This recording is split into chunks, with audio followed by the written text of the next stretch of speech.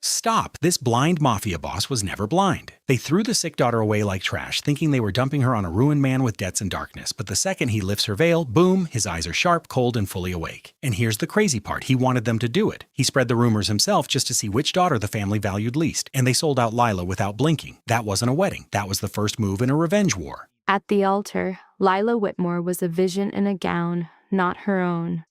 Her eyes on a man the world had already written off. They whispered that Damien Blackwell was a ghost, sightless, broken, and shackled by debt and disgrace. Her family had cast her to him, a piece of refuse they were eager to discard. As the ailing daughter, the unwanted one, this union was meant to be her final punishment. But as Damien lifted the veil, his eyes were not vacant or lost. They were sharp, cold, and utterly aware. And when a smile touched his lips, Lila knew she had stumbled into a trap far more menacing than a heartless marriage. To discover where Lila's path leads, remain with us until the story concludes. Let your like be a signal and your city a testament to this story's reach. Haunted. The Whitmore estate was a grand museum of a life Lila was forbidden to experience. Marble floors mirrored chandeliers that cost more than a common person's yearly toil. Portraits on the walls served as a constant decree that in this house, only beauty and value held any weight. Lila, of course, had neither. She was raised in the East Wing, in a room her mother described as fitting. It was smaller than the guest rooms, concealed from any visitor's gaze. The walls, a sterile cream. The furniture, purely functional. Not a single flower, not one personal effect to suggest a life was lived there. There was just a bed, a desk, and a quiet so complete it could steal the sound of your own voice. In stark contrast, her sister Savannah's room was a veritable shrine. Walls of rose, a 4-poster bed, swathed in silk, and a closet that eclipsed Lila's entire chamber. Savannah received lessons in piano, literature, and the art of smiling just so. She was being polished into a priceless jewel. Lila was simply being kept. "You're avoiding food again?" Lila glanced up from her untouched tray. Her mother stood in the doorway, arms folded, her mouth set in that well-worn expression of disappointment. Evelyn Whitmore was in a cream blazer and pearls, though it was barely 8 o'clock in the morning. She perpetually looked ready for a boardroom or a graveside service. Lila often felt her mother saw little difference between the two. "I have no appetite," Lila said softly. "You never have an appetite. It's why you look that way." Lila didn't need to ask what she meant. She knew. Too slight, too pale, too fragile. The physicians had a long, complicated name for her illness, a word her mother would never utter. Evelyn only acknowledged the expense of it all. The medicines, the specialists, the hospital stays that diverted funds from Savannah's debutante ball, from the family's pristine reputation. "Dr. Carver is visiting this afternoon," Evelyn stated. "Try to appear presentable." "I always do." "You appear sick. There is a distinction." Evelyn departed without awaiting a response. That was her custom. Her interactions with Lila were never conversations. They were edicts, corrections, constant reminders that Lila's very being was an inconvenience the family had learned to bear. Lila pushed the food away and drifted to the window. The gardens unfurled below, meticulously sculpted, filled with roses planted and pruned by strangers. She had played there as a small child before her mother had forbidden it, deciding it was unseemly for her to be seen. Now she only watched from above, a spectator to a life she could see but never touch. Savannah's laughter carried in the breeze, brilliant and sure, the kind of sound that made strangers turn and smile. Lila wondered what it would feel like to be a welcome presence in a room. By Dr. Carver's arrival, Lila had donned a simple sweater and jeans and positioned herself on her bed. As if for review, the doctor was pleasant enough, an older man with kind eyes and glasses that slid down his nose. But his kindness was a paid service. He was on her mother's payroll, tasked with keeping Lila functional, not content. "How are you feeling?" he asked. "Fine." "Sleeping?" "Enough." And eating?" Lila hesitated. "Enough." Dr. Carver tapped a note onto his tablet, his face unreadable. "Your latest blood panels are back. Your levels are holding steady, but barely. We need more consistency with this medication." "I take it every day." "I'm aware, but your system isn't absorbing it as we'd like. We'll likely need to alter the dosage again." More pills, more bills, more ammunition for her mother's weary expression that screamed of an account past due. "Okay," Lila murmured. The doctor rose. "I'll speak with your mother about the new plan. Until then, get more rest and eat. You're far too light." He exited, and she was once more enveloped by the silence. She lay back, her gaze fixed on the ceiling, cataloging the cracks in the plaster. She'd memorized them years before, 14 thin fractures branching out like dark veins. No one ever bothered to fix them. No one with the power to do so ever noticed. From downstairs, she could discern the sounds of life, her father's deep tones, her mother's sharp replies, and Savannah's laugh once more.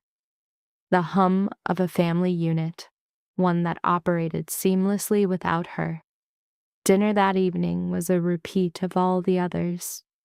Lila was seated at the far end of the table, isolated, with her parents presiding. The meal was extravagant, the creation of a chef poached from a celebrated downtown restaurant. Lila prodded at the food on her plate as Savannah recounted details of a charity luncheon and a dress she was having made. "It's custom," Savannah noted, slicing into her fillet with practiced ease. "Ivory silk with gold embroidery. The designer says it will be finished in 2 weeks." "It sounds divine," Evelyn said, a smile on her face that Lila had never received. Richard Whitmore, Lila's father, simply nodded. He was a man of immense presence and few words, whose stern features seemed etched in stone.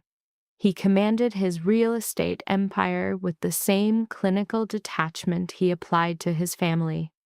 Efficient, pragmatic, and emotionally barren. "Lila!" She looked up to meet her mother's stare. "Dr. Carver says you are not eating sufficiently. I am eating. Not in any meaningful quantity." Evelyn lowered her fork. "You must treat this with some gravity. We cannot endlessly alter your regimen because you refuse to cooperate." "I am cooperating." "Then why are there no signs of improvement?" Lila possessed no answer, or at least none her mother wished to hear. The unspoken truths, that the medicine made her ill, that fatigue was a constant weight, that hope was hard to muster when no one cared for the outcome, remained locked inside. "I'll do better," Lila said, her voice barely a whisper.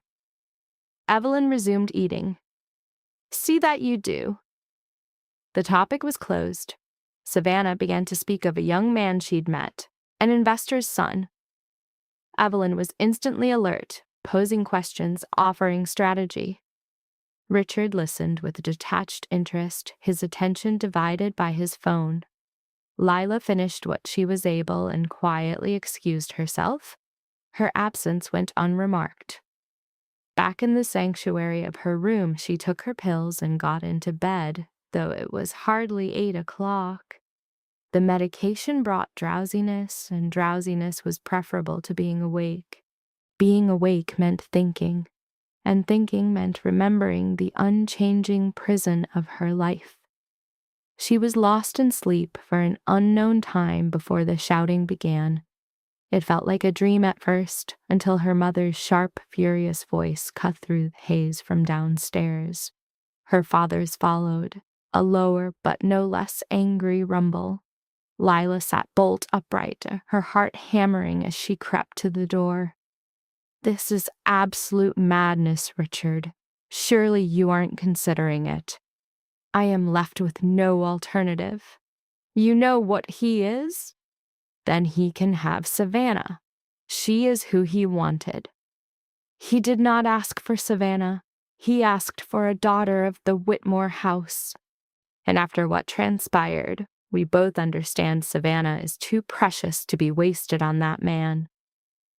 Lila's stomach churned. She pressed her ear against the door, her breathing shallow. "So you would cast off the sick one?" Evelyn's voice was frigid, laced with bitterness. "The one who is already costing us a king's ransom. I would make the prudent decision. Blackwell is ruined. It is common knowledge. He's blind, bankrupt, and losing his grip on his family's legacy. Marrying him to Lila solves two problems. The alliance is satisfied, and she is removed from our accounts." A long silence stretched, and then Evelyn laughed, a sharp, joyless sound of bitter surrender. "Fine," she said, "but do not dress this up as something it is not. We are discarding her. We are being practical. We are being cruel. Then cruel we shall be. I am indifferent. I want it done." Lila stumbled back from the door, her body trembling. Surprise was not the right word. She had always known she was a liability. But to hear the sentence passed so plainly, to hear her mother's swift agreement, felt like the cracking of a rib inside her chest. She did not sleep again that night. She lay staring into the darkness, replaying their words until they dissolved into nothing but a painful, meaningless noise. The morning arrived not with light, but with the shadow of her mother in the doorway. "You're to get dressed," Evelyn commanded, her voice void of warmth. "Something presentable. We're going out." The question, "Where?" was met with a chillingly simple, "You will see." Lila offered no resistance. She cloaked herself in a plain dress, ran a brush through her hair, and descended to her fate. A black car, polished like a coffin, waited silently. Inside, a chasm of silence stretched between mother and daughter as they journeyed through a city that was not hers. Past storefronts she could never enter, and parks filled with families performing a pantomime of affection. The vehicle finally stopped before a monument of glass and steel, its lobby a cold gallery of art and power. "What is this place?" Lila whispered. "You're meeting the man you will marry." The words constricted around Lila's heart. "What?" But Evelyn was already gone, a specter moving toward the entrance, leaving Lila with no path but to follow. An elevator ascended, carrying them to the summit of power, its doors parting to reveal a corridor of dark wood and hushed light that smelled of money. At its end stood twin doors. Evelyn knocked once, then breached them as if she owned the world beyond. The office was an empire, its windows gazing down upon the city like a god. In its center, a desk, bare save for a single folder. And silhouetted against the skyline stood a man in a black suit. He turned, and the creature of rumor, old, broken, defeated, vanished. The man who faced her was forged from harder material, with broad shoulders and a face too severe for conventional charm. His eyes were not vacant. They were sharp, clear, and fixed solely on her. "Mrs. Whitmore," he acknowledged, his voice a low current that needed no volume to command the room. And I presume this is Lila. Evelyn stepped into her role. Mr. Blackwell, I appreciate you making the time. I made no agreement, Damien corrected her.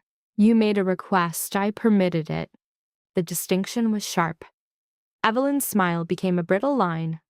Of course. As we discussed, she pressed on, Lila is suitable for the arrangement. Suitable? Damien's intense gaze found Lila again. An interesting choice of words. Lila felt her voice abandon her. She was no longer a person, but an object under appraisal, a piece of collateral her mother had brought to settle a debt. Damien moved from behind the desk, his approach slow, deliberate, closing the space between them until he stood before her. He was more formidable up close, not because he seemed violent, but because his eyes saw through every pretense, leaving no sanctuary for secrets. Do you understand why you are here? He asked. Lila managed to swallow. My mother informed me I was to meet my future husband. And what is your opinion on the matter? For a moment, she considered the truth.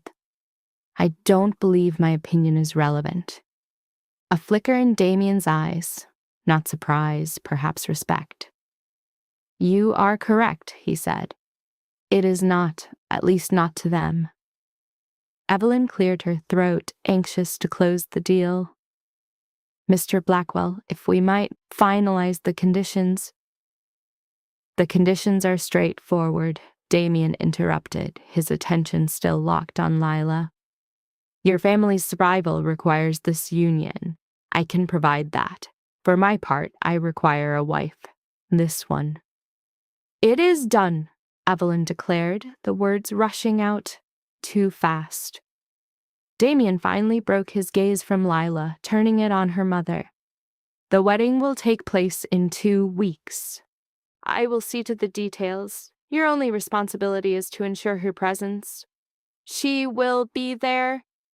Excellent. Damien retrieved the folder from his desk. Our business is concluded. Evelyn nodded, already turning to leave. Lila, come. But Lila was anchored to the spot, her mind trying to process the whiplash of the last few minutes, to understand how the broken man of whispers was in fact the one holding all the strings. Lila, Evelyn's voice cut through the haze.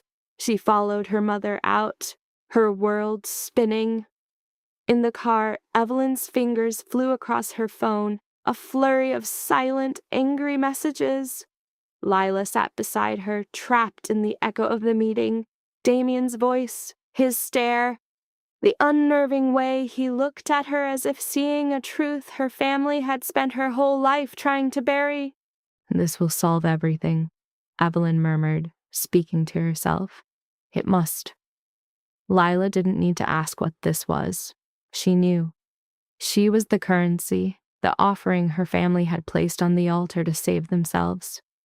At home, her sister Savannah waited like a storm cloud in the foyer. You saw him, she seethed. Evelyn swept by. The arrangement is made. That should have been me. It is not. Accept it. Savannah's rage then turned on Lila. Do you feel important now? Does marrying some decrepit monster make you superior? Lila said nothing. She had no energy left for this. You are utterly pathetic, Savannah spat before storming away, the sound of her heels a sharp rebuke on the marble. Lila remained, a ghost in her own home, so accustomed to being invisible that their anger was just another sound that didn't touch her. The next 2 weeks were a strange, formless dream, fittings for dresses she did not choose, guest lists she did not see. A wedding was being constructed around her, not with her. The gown was not even new. It was the one made for Savannah months ago in another version of this story. Altered, it hung on Lila's frame, a hollow reminder of the bride she wasn't. The day before the wedding, she looked at a stranger in the mirror. The dress was a masterpiece of ivory, silk, and lace, a garment meant to transform. Instead, it felt like a costume for a role she never auditioned for. Evelyn stood behind her, adjusting the veil with clinical detachment. It is adequate. That was her only blessing. Not "you are lovely," not "I am so proud," just a cold assessment of adequacy. The ceremony took place in the gardens she once viewed from her bedroom window, now filled with rows of strangers. Flowers bloomed, perfect and soulless. A string quartet played a melody designed to be forgotten. Lila walked the aisle alone. Her father's presence had been requested by a last-minute emergency, a crisis more pressing than this. So she walked by herself in a borrowed dress toward a man she'd met only once, as her family observed from the front row, their faces a mixture of indifference and relief. Damien waited at the altar, his black suit tailored to perfection. He looked neither anxious nor pleased. He simply looked resolved. As she reached him, he offered his hand. His grip was firm, surprisingly warm. The officiant's words were a distant drone. Her focus was on Damien, on the way his gaze met hers. He did not look at her as if she were flawed or a liability. He just looked.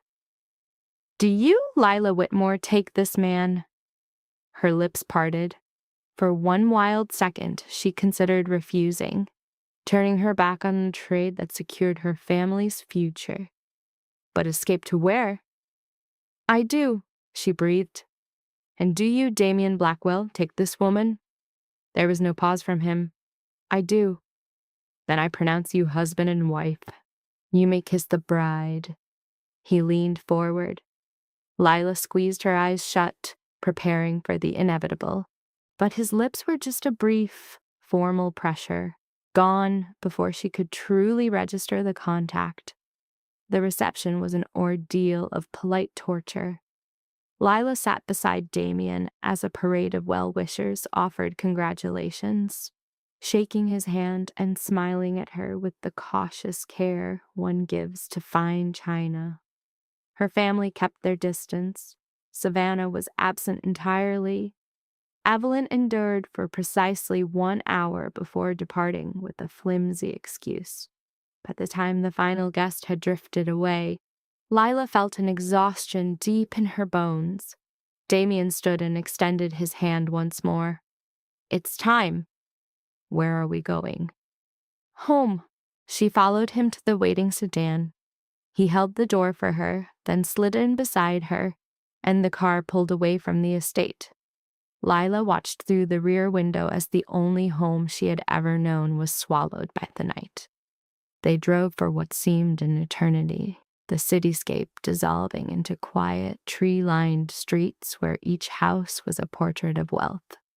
They passed through a set of imposing gates that opened without a command, climbing a hill until a sprawling structure of modern architecture emerged from the shadows. It wasn't a house, it was a fortress, but house seemed an utterly inadequate word. It was a sprawling modern expanse of glass and steel, its severe angles carving up the fading sunlight, a place that could be born from a dream, or perhaps a nightmare, all depending on one's perspective. The vehicle glided to a stop at the entrance. Damien emerged first, holding the door open for her. As Lila stepped out, her gaze fixed on the structure, she felt profoundly insignificant. "This is where you live?" she murmured. "This is where we live," Damien amended. He led her through a foyer, larger than her old room at the estate, down a corridor of art she could not name, and into a sitting room that held the entire city captive below. The vista was stunning. A sea of light spread to the horizon, twinkling like jewels within arm's reach. "Sit," Damien instructed, motioning toward a sofa. Lila obeyed. Damien remained on his feet, hands tucked in his pockets, observing her. "You must be wondering what comes next," he stated. "I don't have any real expectations." "Good, that simplifies things."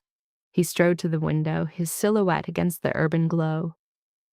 Your family believes I'm ruined, blind, bankrupt, and desperate. That is precisely what I wanted them to believe. Lila's brow furrowed. What are you saying? Damien turned to meet her gaze. I started those rumors myself. I needed to see what they would do in the thought I had nothing left. And they showed me their true nature. They discarded you without a moment's hesitation. A tightness gripped Lila's chest. I don't understand. I'm not blind, Lila, nor am I broke or desperate. He paced back towards her, his steps slow and measured. I am exactly where I intended to be, and so are you. Why would you want me? Because they did not. The words struck her with the force of a physical blow, not with cruelty, but with a stark, agonizing honesty. I don't require your perfection, Damien went on. I don't require you to be anything but who you are, but I do need you to grasp one thing. You are no longer their liability. You are mine, and I always protect what is mine. Lila could only stare, her thoughts a chaotic storm. This was nonsensical. The entire situation defied logic. I don't know what you expect from me, she whispered. Nothing, Damien replied. Not for now. For the moment, just rest. Acclimate yourself. We will address the future as it comes.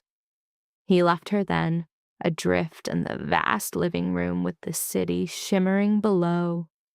Lila remained seated for a long while, trying to absorb the day's events, to comprehend how her life had merely traded one gilded cage for another. Yet as she stared at the lights, a thought took hold. This cage, at least, had windows, and perhaps, just perhaps, that was a beginning. Lila awoke the following morning in an unfamiliar bed, inside a room so immense it felt as if she had stepped into a stranger's existence. The linens were sublime, impossibly smooth, a world away from the starched cotton of her past. Sunlight streamed through immense windows, and for a moment she lay adrift, trying to piece together her location. Then memory returned. The ceremony. Damien. The home that looked as if it were torn from a design journal. She rose slowly, her body aching with a tension she hadn't known she carried. The room's decor was in muted tones, sophisticated yet sterile, like a luxury hotel suite meant to impress without feeling inhabited. A closet spanned one wall, its doors ajar, revealing a collection of clothes hanging within. Her clothes, she saw with the start, or the garments that had been brought from the estate. A rap on the door made her flinch. "Come in," she called out, her voice hoarse with sleep. A middle-aged woman entered, her graying hair in a tidy bun. She wore a plain black dress and moved with a practiced efficiency. "Good morning, Mrs. Blackwell," the woman said. "I am Helen, the household manager. Mr. Blackwell asked me to see if you required anything." Mrs. Blackwell? The name felt alien, a label for someone else entirely. "I'm fine," Lila answered out of habit. Helen's placid expression was unwavering. "Breakfast is served downstairs when you are ready." "Mr. Blackwell is in his study, but he will join you upon request." "That's all right. I can manage alone." "As you wish." Helen drifted to the closet, opening the doors fully. "I've arranged your belongings. If anything is out of place, or if you require something new, please inform me." Lila just nodded, unable to fathom needing a single thing. Her wardrobe had always been minimal, functional, designed to be overlooked. Yet gazing into the closet, she saw unfamiliar pieces alongside her own. Gowns she had never seen, shoes still in their packaging, a cashmere sweater the color of a deep sea. "I didn't bring all of this," Lila said. Mr. Blackwell had some items delivered, Helen clarified. He felt you might appreciate having choices. Choices? A bitter laugh almost escaped Lila. She had lived a life devoid of options, and now was meant to believe she possessed them. Helen left her to dress in solitude. Lila showered in a bathroom larger than her former bedroom, then slipped into jeans and a simple sweater. One of her own. She avoided the new garments. They felt like a snare, like an acceptance of a debt she could never repay. Downstairs, silence reigned. Her steps echoed on polished floors as she followed the aroma of coffee into a kitchen fit for a professional chef. Stainless steel surfaces, marble counters, and a central island with stools standing in perfect formation.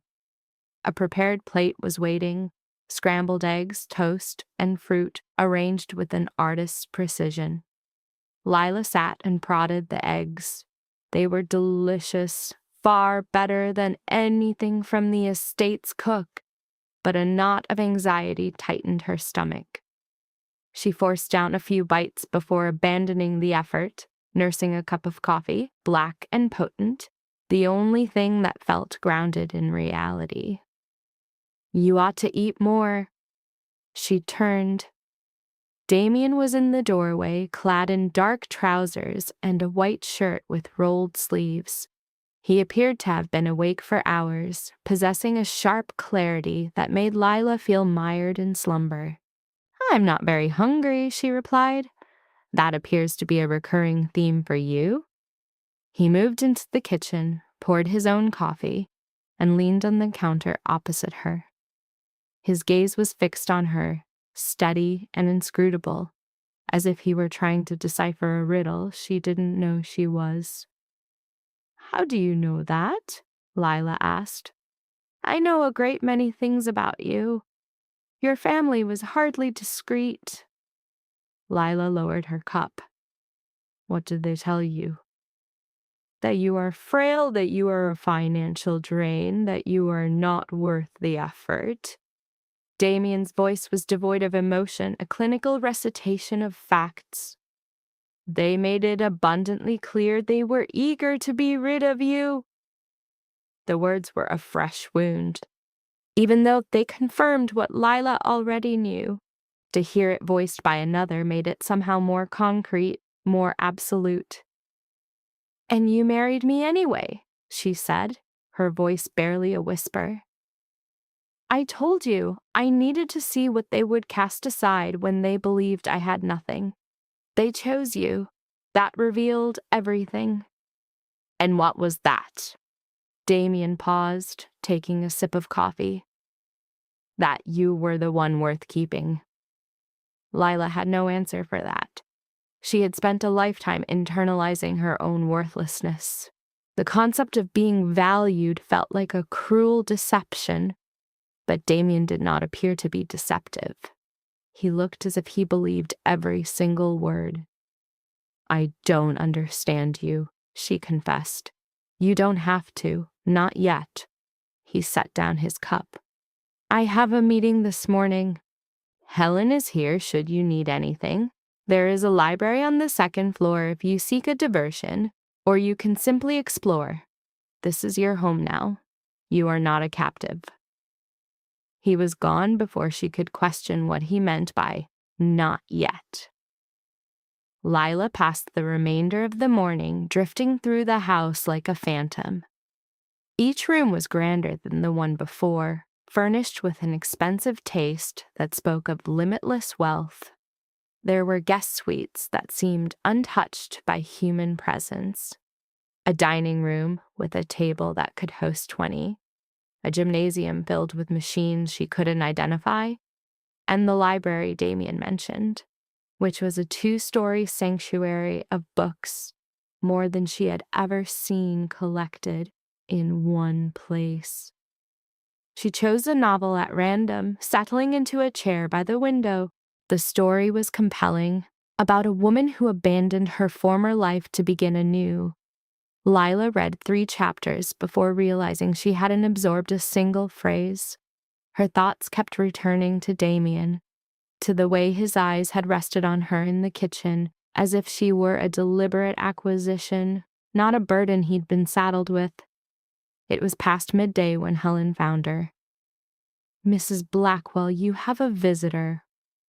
A cold dread settled in Lila's stomach. "Who is it?" She didn't provide a name, only that she was family. Lila closed the book, her hands suddenly numb. Family. That could only mean one person. She followed Helen back to the entrance, where Savannah was standing in the foyer, arms crossed, her eyes sweeping over the space as if she were taking inventory. She stood there, a vision of tailored perfection, as if carved from ice and ambition. But when her gaze fell upon Lila, the pristine mask warped into something far more primitive. "So," Savannah breathed, the word a plume of frost. "This is your gilded cage." Lila's voice was a whisper against the marble echo. "What are you doing here?" "I had to witness it myself," she purred, her heels striking the floor like tiny hammers. The kind of life a disgraced name could possibly buy. The foyer swallowed her deeper. "It's adequate, I suppose. You need to go." "Oh, relax, my visit will be brief." Savannah pivoted, her eyes gleaming with a cold fire, a promise of the wound she was about to inflict. "I just needed you to remember your place. None of this changes what you are.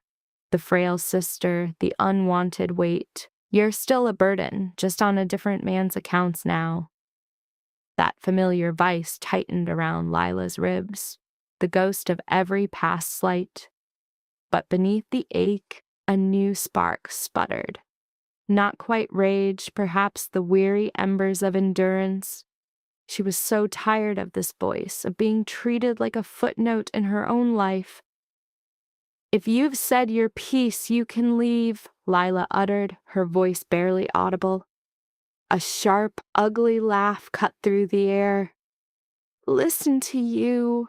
A single day in a grand house and you think you matter. You don't, and you never will. Is there a problem?" Both women flinched at the new voice. Damien was a shadow at the top of the stairs, his stillness more potent than any shout. He descended with a predator's grace, each step a deliberate claim on the space, coming to a halt beside Lila. For an instant, Savannah's arrogance faltered. "I was just checking on my sister." "No," Damien stated, his tone flat and final. "You were trespassing, and you were insulting my wife, which means your time here is over. I have every right." "You have no rights in this house. This is my home. You are not welcome." He glanced toward the hallway where Helen watched. "See her out. If she returns, you call security." Helen moved with the silence of perfect obedience. Savannah's mouth opened, a retort dying on her lips as she reconsidered. She threw one last poisonous glare at Lila before turning on her heel. Helen shadowed her to the door, and its click was a final, deafening punctuation. The silence left behind was thick with ghosts. "I'm so sorry," Lila whispered. "I had no idea she would come." "Never apologize for her." Damien's voice was sharp, a blade not meant for her. "She doesn't get to walk in here and do that to you. Not ever again." "It's how she has always been with me." "Then it ends tonight." Lila stared up at him, startled by the raw force in his voice. It wasn't just anger. It was a fierce, possessive claim, as if Savannah had desecrated something that belonged solely to him, an offense he would not abide. "Why does it matter to you?" Lila asked, her voice trembling.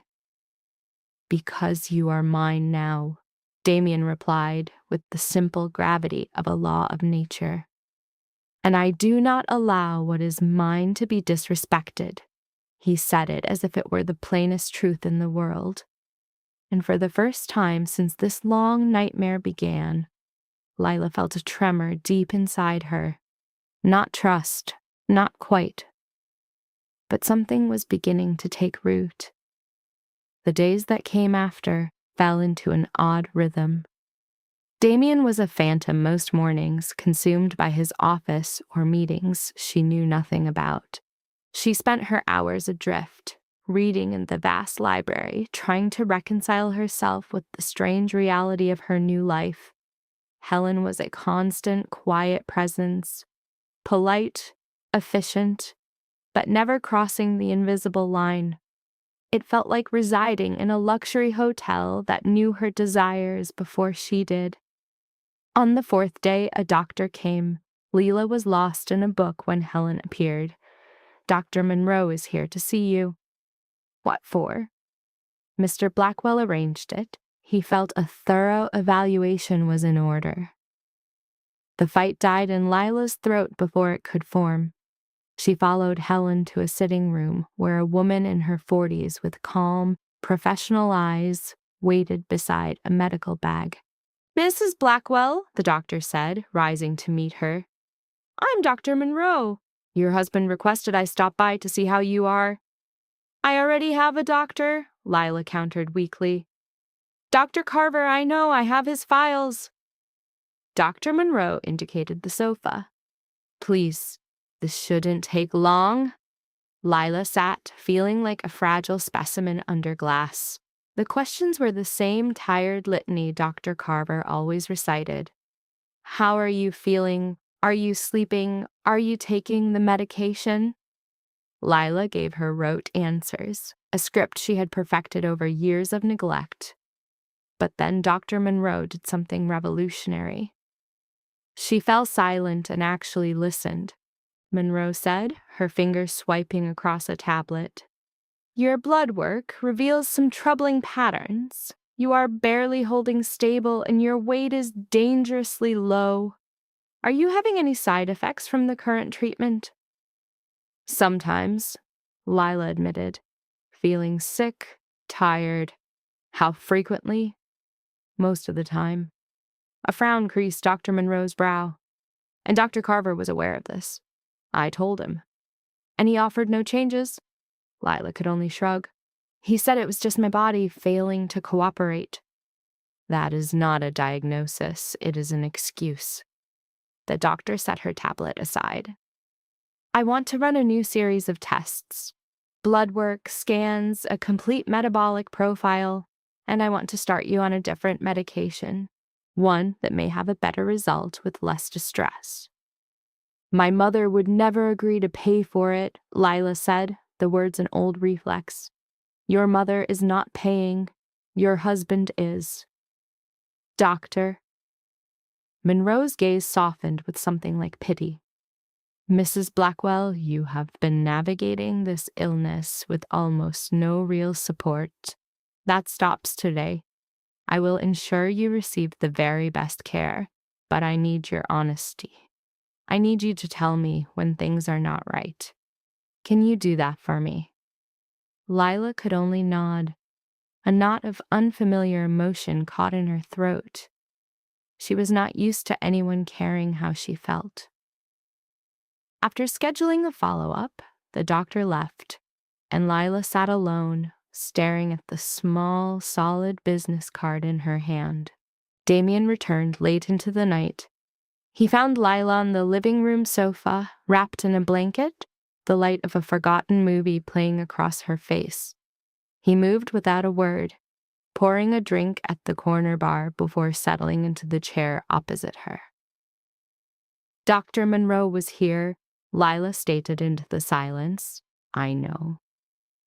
"You didn't ask if I wanted another doctor." "You required one. Dr. Carver was failing you." "How could you possibly know that?" Damien raised his glass. "I had your medical history pulled. For 3 years, he prescribed the same ineffective drugs. No adjustments, no new approaches. He wasn't treating you, he was simply maintaining your decline. There is a profound difference." Lila clutched the blanket as if it were a shield. "My mother approved of him." Your mother approved of him being cheap and incurious. The words were brutal and they were true. Lila knew Evelyn valued the illusion of care over the messy reality of it. As long as her illness wasn't a public embarrassment, her misery was irrelevant. Why are you doing all this? Lila whispered. The house, the doctor, you don't even know me. Damien leaned forward, his gaze intense. You are right, I don't, not fully, but I know what your family did, and I know that if I do nothing, you will live out your days convinced you were never worth the effort of saving. What if I'm not? You are. He spoke the words with an absolute certainty that almost broke through her defenses. Almost. And I will prove it to you, with or without your permission. She had no answer for that, so she sank deeper into the blanket and feigned interest in the screen. 2 weeks into their strange union, the new medication began. Dr. Monroe's protocol was experimental, but the effect was immediate. The waves of nausea receded. The bone-deep exhaustion began to lift ever so slightly. By any normal measure, she was still unwell, but she no longer felt like she was drowning in every waking moment. She began to eat again, small amounts that were enough to erase the constant worry from Helen's eyes. Sleep came easier, though it brought with it terrible dreams. Visions of her old room, her fists beating against the locked door, her family's footsteps echoing as they walked by, deaf to her cries. One dawn, she rose early and discovered Damien in the kitchen, already dressed, a cup of coffee in his hand. He glanced up as she entered. You're awake early, he observed. Bad dream, Lila confessed, pouring her own coffee and joining him at the island, watching him from across the marble. His sleeves were rolled up, revealing the intricate lines of a dark tattoo she had never seen before. Can I ask you a real question? She ventured. You can. Why me? Why did you marry me, really? And I know it's not just because my family discarded me. There's something more. Damien put down his phone, his eyes weighing her. You want the unvarnished truth? Yes. Your family owed me a debt, a very large one. When they caught wind of rumors that my empire was crumbling, they tried to settle it on the cheap. The offer was a marriage, assuming I would take Savannah and wipe the slate clean, but I had no interest in Savannah. I presented them a choice to see which daughter held the least value in their hearts. They gave me your name, Layla, without a flicker of doubt. So it was all a test. It was a measure of their spirit, not yours. Damien settled back into his chair. How one treats what they deem worthless, that reveals their very soul. Your family failed that judgment in spectacular fashion. And what did you learn? That you were owed so much more, and that I was the only one willing to provide it. Layla simply gazed at him. You don't know me enough to decide what I'm owed. Perhaps, but I know you were owed more than them. It was not a vow of love, nor was it simple kindness. It was a stark, chilling truth, and for some reason that made it easier to accept. What comes next? Layla inquired. Now you heal. You discover who you are without their shadow over you, and you allow me to see to the rest. See to what? For a fleeting moment, Damien's face hardened. Your family believes they can cast you aside and remain unstained. They are mistaken, but that is not your burden to carry. A tremor in his tone tightened something in Layla's chest. It wasn't quite fear, but a sharp awareness that the man before her was more than just a guardian.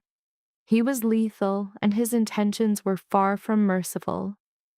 I don't want them hurt on my account, she whispered. This isn't for you. It's for what they've done. Damien rose, retrieving his phone. There is a distinction. He left her in the silence of the kitchen, and Layla remained for a long while, trying to parse his words, trying to know if she should feel guilt or relief or something else entirely. In the end, all she felt was exhaustion. Later that afternoon, Helen discovered her in the library once more. Mrs. Blackwell, you have a guest. Layla's heart fell. If it's my sister again. It is not. It's your mother. That somehow felt infinitely worse. Layla trailed Helen to the foyer where Evelyn Whitmore awaited, as immaculate and poised as a statue. She was adorned in a cream suit and pearls, her hair a perfect sculpture, her face a mask of neutrality. Layla, Evelyn began, her tone suited for a casual lunch, not a confrontation in the mansion of the man she'd sold her daughter to. You seem well. What do you want? Layla's question was blunt. Evelyn's smile became strained. I came to see you to ensure you were adjusting. I'm fine. Good, that's good. Evelyn's gaze drifted across the foyer, noting the valuable art, the polished marble, a chandelier that cost more than a common family car. It is a remarkable home. Mr. Blackwell is a successful man. I thought you claimed he was ruined. For just a second, Evelyn's composure faltered. I may have been given false information. You lied. I operated with what I knew. Evelyn's voice sharpened. Do not use that tone, Layla. I am still your mother. You gave up that title when you sold me to clear a debt. The words escaped Layla before she could stop them, and Evelyn stared back, momentarily stunned. Then her features turned to stone. You don't understand the first thing. Every action I took was for this family, you included. You did it to be free of me. I did it to offer you a life we could not. You ought to be thankful. Layla let out a laugh, a sharp, fractured sound. Thankful. You discarded me like trash. You never once asked what I wanted. You were not given a choice. Clearly, neither were you, or you would not be here. Evelyn's jaw clenched. I am here to ensure you know your place. You are a Blackwell now. That name carries duties and expectations, and you would do well to remember your origins. I know precisely where I came from, Layla said, and I have no intention of ever returning. For an instant, Evelyn seemed ready to strike her, but she drew a breath, smoothed her jacket, and forced her expression back to a civil mask. We shall see, she murmured. Enjoy your new world, Layla. I truly hope it is all you imagine. She turned and departed, leaving Layla alone in the foyer, trembling. Damien found her there an hour later, motionless, her eyes fixed on the door her mother had just left through. She was here, he asked. Layla just nodded. What did she want? To remind me that I still belong to her. Damien's face became ice. You do not. I'm aware, but she is not. Then I will ensure she learns. He took Layla's hand, his touch firm and anchoring. Come, you've stood here long enough. He guided her upstairs into a room she hadn't yet seen. It was smaller, more intimate, with a desk set by the window and bookshelves climbing the walls. A closed laptop sat on the desk next to a stack of new notebooks. This is yours, Damien said. Your own space. Do with it what you will. Work, read, seek refuge, whatever you need. But it belongs only to you. Layla surveyed the room, and a knot of tension in her chest began to loosen. Why are you doing this for me? Because you require it, and because it is within my power. It wasn't a confession of romance, but it was the truth. And at that moment, truth was the only currency Layla could trust. "Thank you," she said, her voice low. Damien acknowledged her with a nod and left her to herself. Layla sat at the desk, her fingers tracing the smooth grain of the wood, and for the first time in what felt like an eternity, she could finally breathe. That room became Layla's sanctuary in the weeks that followed. She would awaken, take her medicine, share a silent breakfast with Damien if he was present, and then retreat to that small space with its desk and its view of the gardens. She began to write, at first only scattered thoughts, feelings she had never been permitted to speak. Soon, those thoughts coalesced into something more. Observations on her family, questions about Damien, pieces of a life she was just starting to comprehend. Dr. Monroe now visited twice a week, tracking Layla's response to the new treatment. The improvements were unmistakable. Color returned to Layla's complexion. The feeling of moving through dense water with every action began to fade. Her appetite came back, tentatively at first, and the weight she had lost through years of being too ill to notice began to return. "Your response is stronger than I anticipated," Dr. Monroe noted during a session, looking over her latest results. "Your levels are finally stabilizing. I want to continue this regimen. It's working," Layla stated. It was not a question. "It is, but you must remain diligent. No missed doses, no overexertion. Your system has endured a great deal." Layla nodded. She had learned that lesson harshly a week prior when an attempt to walk the grounds left her breathless after just 20 minutes. Damien had discovered her on a garden bench, breathing heavily, and had offered no words. He had simply lifted her, carried her back inside, and set her on the couch with a gaze that clearly said, "Do not repeat that." She hadn't, but the progress was tangible and it was changing everything. Layla felt less like a phantom and more like a person. She began to perceive details she'd been too weary to see before. The melody Helen would hum as she worked, the sharp, dangerous cadence of Damien's voice on calls from his office. She noticed that the garden beyond her window grew roses in hues of cream and pale pink. Nothing loud, nothing that vied for notice. One morning, Damien entered the kitchen as Layla was finishing her breakfast and placed a small box on the counter before her. "What is this?" she asked. "Open it." She did. Inside lay a sleek, expensive phone already activated. "You were without one," Damien stated. "Now you have one." Layla stared at the device. "My mother took my last one when I turned 18. She said I had no use for it." "Well, you have a use for one now. My number is saved, as are Dr. Monroe's, Helen's, and a private car service should you need to go somewhere." "Go where?" Damien leaned on the counter, his eyes on her.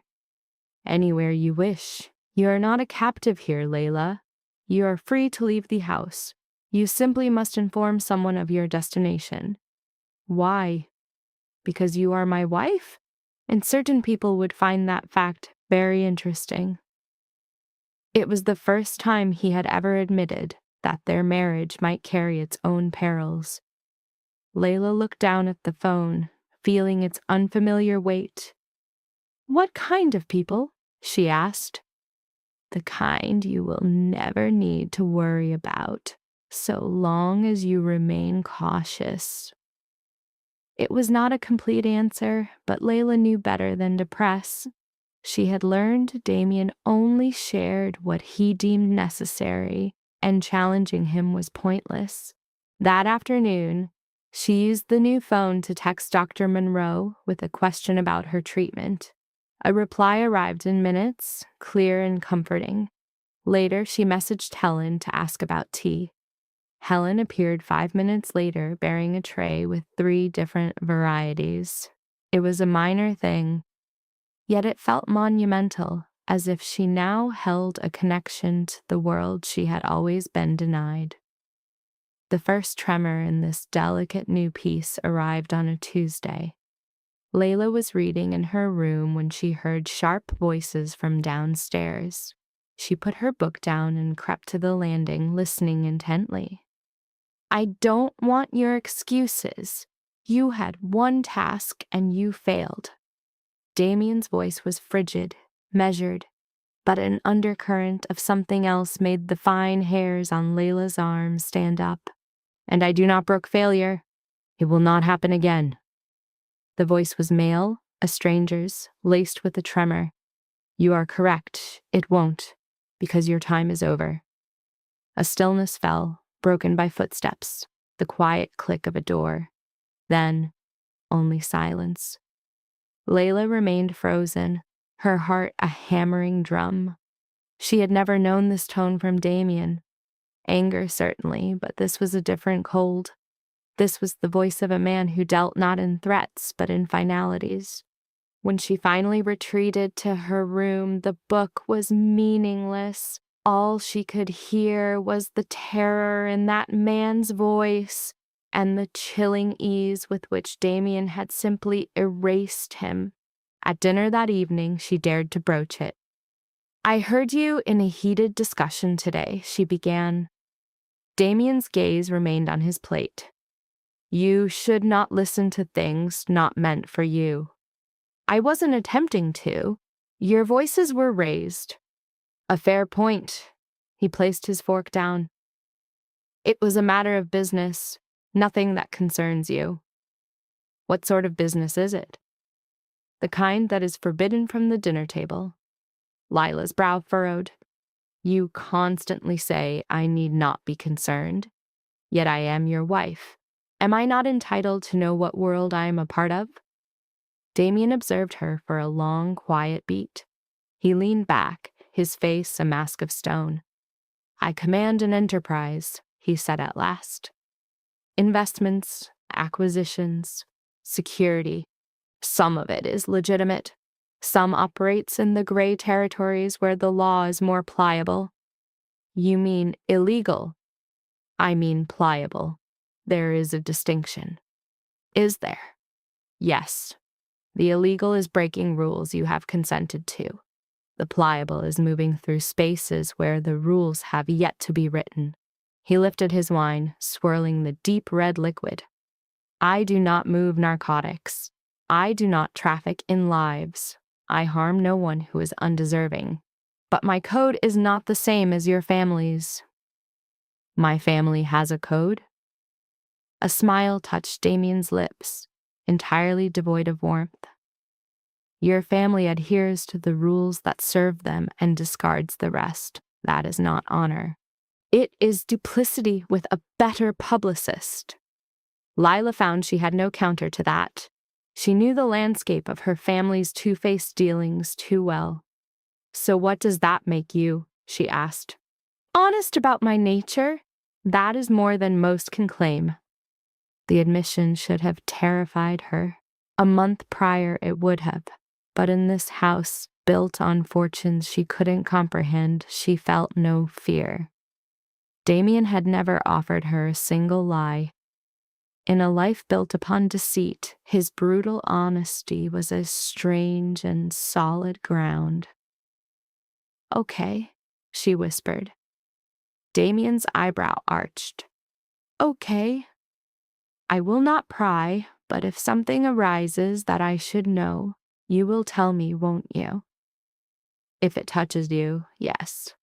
Then that will be enough." He studied her as if seeing a new, unexpected facet of her character.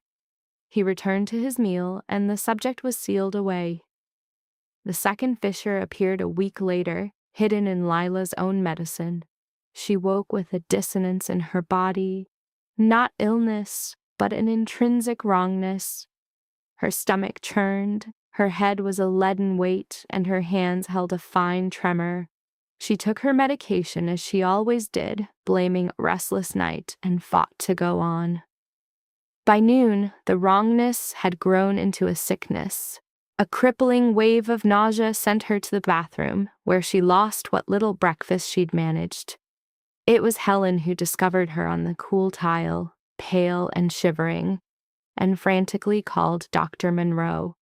The doctor was there within the hour, her face etched with a grave concern. She performed her checks, her questions a blur to Lila's clouded mind. At last, Dr. Monroe raised the vial of pills Lila had taken that morning. "Where did this come from?" she demanded. "The bathroom. It is always there." Dr. Monroe uncapped it, pouring the contents into her palm. Her expression hardened into granite. "These are not your pills." Lila stared. "What?" "This is the incorrect medication. The bottle is yours, the label is yours, but what is inside has been replaced." The doctor's voice was steady, but it held a steel undertone that sent ice flooding through Lila's veins. "Someone has substituted your prescription. They have been poisoning you." The world spun on its axis. Lila clutched the couch, her mind struggling to grasp the words. "That is impossible," she breathed. "No one comes into my room." "Someone did." Dr. Monroe put the bottle aside and took out her phone. "I must call your husband." Damien was home in under 20 minutes, moving with a speed Lila had never witnessed. He strode into the living room, his eyes finding her on the couch, and the look that crossed his face made her insides clench with a fear entirely new. "Who has been in this house?" he asked Helen, his voice a lethal stillness. "Only the regular staff, sir, and Mrs. Whitmore's sister paid a visit 3 days ago." Damien's jaw went rigid. "Savannah was present?" "She said she came to leave a gift for Mrs. Blackwell. I saw no harm." "Where is this gift?" Helen faltered. "In Mrs. Blackwell's bathroom, a scented candle, sir." Damien was already in motion. Lila struggled to rise, but Dr. Monroe's hand was a firm anchor on her shoulder. "Be still. Let him see to this."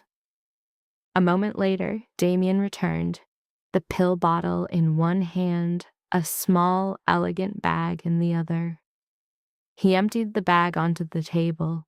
A candle tumbled out beside a card reading "Thinking of You" in Savannah's familiar saccharine script. "She swapped the medication," Damien stated, his voice devoid of all emotion. "She came here, used a gift for cover, and exchanged your pills." Lila felt as if she had been physically struck. Why would she do that? Because she wants you gone, and if sending you back to your family fails, she will find another method. Dr. Monroe was on her feet, her expression livid. "This was an attempt on your life. We must contact the authorities." "No," Damien said, "Mr. Blackwell." I said no. The police are useless here. It becomes her word against ours, and the Whitmores have the wealth to make this vanish. He looked at Lila, his eyes holding a caged inferno she had never seen. Rage held barely in check, but that does not mean she will escape consequence. "What will you do?" Lila whispered. "What I ought to have done the first time she set foot here." He raised his phone, dialing. "It's me. I require everything you can find on Savannah Whitmore. Financials, communications, every last detail. I want it before the day is out." He ended the call, turning to the doctor. "Can you give Lila something to neutralize this?" "I can stabilize her, but she will need observation for the next 24 hours. If any complications arise, you will be here to manage them." It was a command, not a question. Dr. Monroe simply nodded and began her work. Damien sat beside Lila, his hand covering hers. "I am sorry," he murmured. "I should have anticipated this." "It is not your fault." "It is." I knew she was a threat. I should have barred her from those grounds after her first visit. His grip grew tighter. It is a mistake I will not repeat. Lila wanted to beg him not to be rash, to say it wasn't worth it, but a deeper truth surfaced. She was weary of being a target, tired of being the fragile victim everyone assumed her to be. "What is your plan?" she asked. "To ensure she rues the day she ever crossed my threshold." Dr. Monroe remained close, overseeing Lila's recovery. By the third day, a semblance of normalcy had returned. Damien came home on the fourth evening with the air of a man fresh from a conquest. He found her in the library and took the seat opposite her. "It is done," he said. "What is done?" "Savannah has been neutralized. My people excavated her secrets. It seems your sister has been living a life of quiet desperation for years. Debt, unpaid loans, a gambling habit hidden from your parents. I have acquired every last one of her debts. As of this morning, she belongs to me." Lila lowered her book. "What does that mean?" "It means she faces a binary choice. Repay me, which is impossible, or agree to vanish from your life permanently." I was quite clear about which outcome I expected.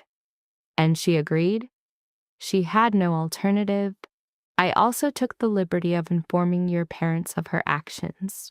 Evelyn tried to dismiss it, but your father was less inclined to forgive. Apparently, attempted murder is a line even he will not cross. Lila felt a conflict within her, a ghost of sisterly duty warring with a new stark reality. But the part of her that won was the part that felt a wave of profound relief. Savannah could no longer harm her. For the first time, someone had acted on her behalf. "Thank you," she said, her voice soft. Damien shook his head. "You do not thank me for this. This is my responsibility. Still, thank you."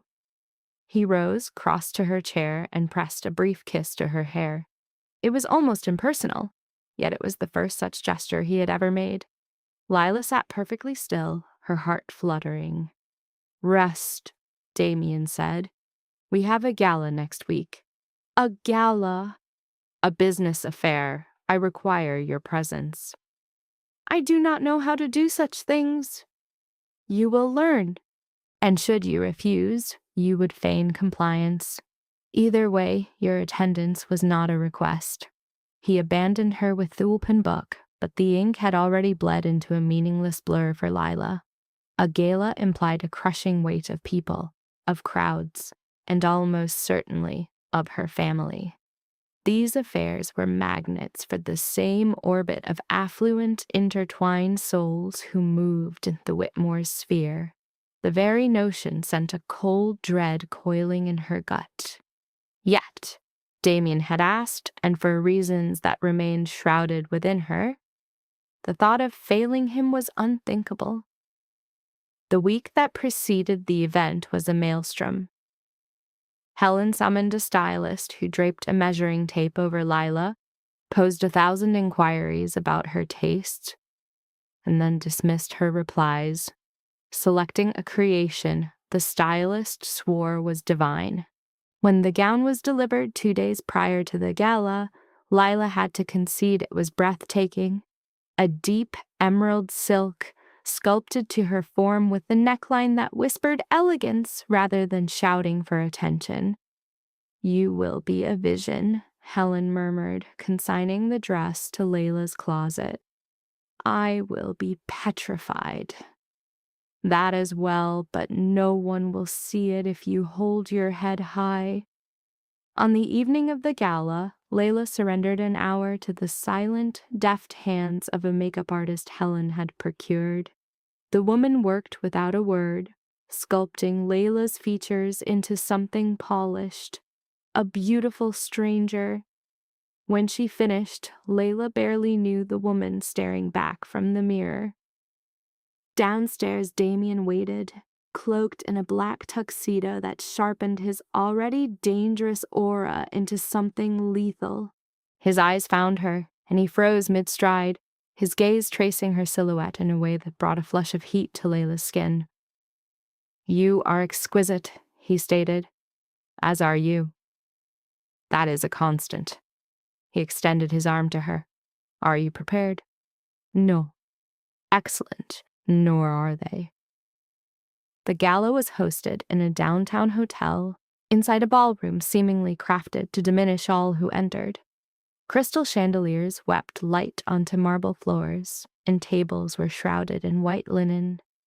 Everyone wore their ambition, jewels flashing like weapons beneath the light, their laughter echoing in the cavernous space. Layla clung to Damien's arm, her only anchor in the overwhelming tide. Faces approached them in waves, men shaking Damien's hand, women introducing themselves to Layla with smiles that never warmed their eyes. She offered nods and returned their vacant smiles, reciting the proper words to people whose names were ghosts on her tongue. And then she saw them, her family. They were gathered by the bar, Evelyn draped in champagne, Richard in a tuxedo identical to Damien's, and Savannah, a blaze of red, who looked as if she wished to ignite the very air. As Evelyn's gaze landed on Layla, her composure fractured for a heartbeat, revealing something akin to shock, or perhaps fury. It was impossible to discern. Savannah, however, simply stared as if she were seeing an apparition. Damien felt the shift. "Shall we depart?" "No," Layla heard herself say, the word a surprise even to her. "I wish to remain." A ghost of a smile touched his lips. "Good." They navigated the glittering throng until, as was always destined, they stood before the Whitmores. Evelyn's composure returned first, her practiced smile snapping into place like a shield. "Layla, you seem to be thriving." "Thank you." "And Mr. Blackwell, a pleasure to see you again." "Mrs. Whitmore." Damien's voice was civil, yet a current of Arctic cold ran beneath it. "Are you finding the evening enjoyable?" "Immensely. Although I must confess my surprise at seeing Layla in attendance. I was under the impression she was not yet strong enough for such gatherings." "She is fine," Damien countered. "More than fine, in fact. The new medical specialists I engaged have worked miracles." Evelyn's smile became a brittle line. "Oh, wonderful." Savannah remained silent. She only stared at Layla, her face an inscrutable mask, and Layla met her gaze, refusing to be the first to break away. Richard cleared his throat, a futile effort to mend the tension. "Well, isn't this lovely? A family reunion of sorts." "Is that what this is?" Damien's voice was sharp as fractured glass. "I was not aware that attempted murder was considered a family bonding activity." The silence that fell was a physical weight, pressing the air from the room. The blood drained from Evelyn's face. Richard appeared utterly lost, and Savannah's expression contorted into a mask of pure venom. "I have no idea what you are implying," Savannah spat. "Oh, but you do, and so do they." Damien's gesture encompassed Evelyn and Richard. "I saw to that." Evelyn stepped forward, her voice a low, furious hiss. "This is neither the time nor the place." "You are correct, but you made it the place the moment you raised a daughter who believed poisoning her own sister was a viable answer to envy." Heads were beginning to turn. A contagion of whispers spread through the nearby clusters of guests, their attention drawn to the drama unfolding by the bar. "We should leave," Layla said, her voice a thread, but Damien was not finished. "No, they should all hear this. Every one of them." He amplified his voice, just enough for it to carry. "The Whitmore family cultivates an image of respectability, of charity, but the reality is they would sacrifice their own child to protect their name. And when that failed, they resorted to trying to end her life. The whispers swelled into audible murmurs. Evelyn looked as if she wished the marble floor would swallow her whole. Richard's face was a blotchy red, a canvas of either rage or humiliation, and Savannah just stood, vibrating with fury, her hands balled into tight fists. "You have no proof," Evelyn hissed. "I possess all the proof I require. And if you ever so much as breathe in my wife's direction again, I will ensure every person in this city knows the kind of monsters you truly are." He turned then, taking Lila's hand and guiding her from the battlefield. She followed, her heart hammering against her ribs so violently she feared it would shatter them. They didn't pause until they were on the hotel steps, the cool night air a balm on their skin. Layla's hands trembled. Damien saw and drew her into his arms, an embrace that was both a shield and a claim. "You did not need to do that," Layla whispered. "Yes, I did." "They will never forgive you for this." "I do not seek their forgiveness. I seek their absence from your life." Layla leaned back, just enough to meet his gaze. "And what if they refuse?" Damien's face was carved from granite, unforgiving. "Then I will make them." And in that moment, sheltered in his arms, Layla had no doubt that he would. The aftershocks of the gala arrived with the morning sun. By dawn, Layla's phone was a hive of notifications from numbers she didn't recognize. The world, it seemed, was discussing her. Helen appeared with coffee and a tablet displaying 3 separate gossip columns, their headlines making Layla's stomach clench. "Blackwell's enigmatic bride emerges. Whitmore dynasty implodes at charity event. Is Damien Blackwell's marriage a tool of vengeance?" Layla pushed the tablet away, unable to read more. "Is he aware of this?" "He is the one who dispatched me to show you," Helen confirmed. "He wanted you to see it from us before you heard it from anyone else." "Where is he now?" "Downstairs, in his study." Layla found him precisely where Helen had indicated, seated behind his great desk, a laptop open before him, his phone pressed to his ear. He beckoned her inside, ending his call with a curt, "Deal with it," before disconnecting. "You are aware of the storm," he said, less a question than a statement. "A part of it. It will intensify before it subsides. Your family is already issuing statements, attempting to spin their own version of events. They are alleging I manipulated you, that this marriage was coerced, that you lack the capacity to make your own choices." Layla's hands clenched into fists at her sides. "They are lying." "Naturally. But a lie can circle the globe while the truth is still lacing its boots, especially when the lie is funded by wealth and influence." Damien closed his laptop. "I can make this all vanish if you wish. A few phone calls, the correct application of pressure. By morning, it will be as if it never happened. And if we do nothing, then we let the storm rage. The world will gossip for a week, perhaps 2, before the next scandal captures their attention. But your family will exploit every single second of that time to frame you as the damsel and me as the dragon." Layla drifted to the window, her gaze lost in the gardens outside. The roses were in full bloom, immaculate and serene, as if the turmoil within these walls could not touch them. "I don't want you to make it disappear," she said, her voice quiet but firm. Damien rose from his chair. "Are you certain?"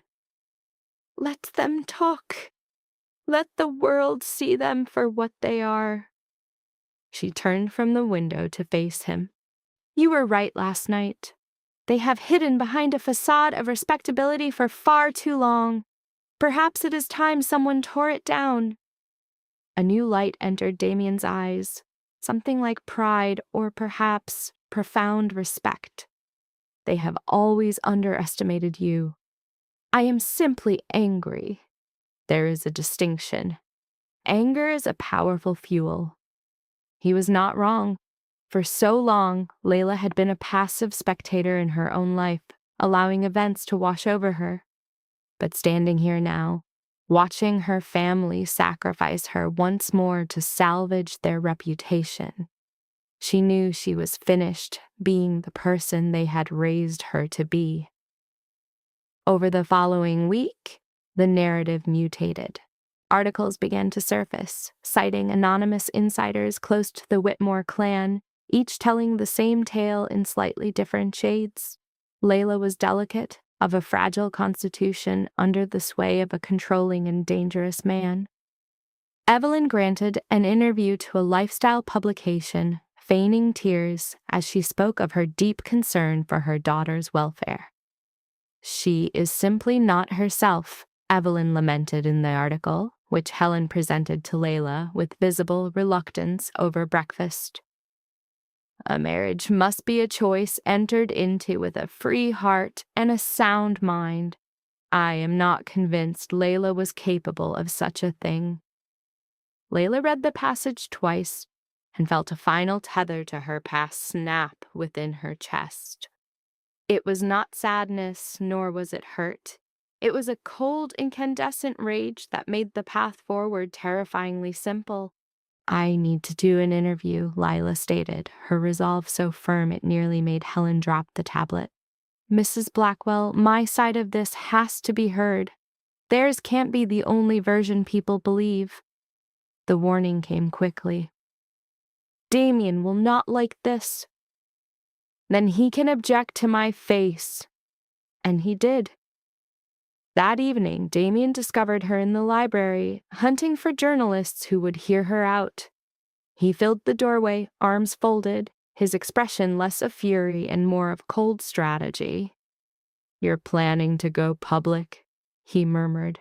They've already made me a public spectacle. I simply want to command the story. You realize this will only make them more vicious?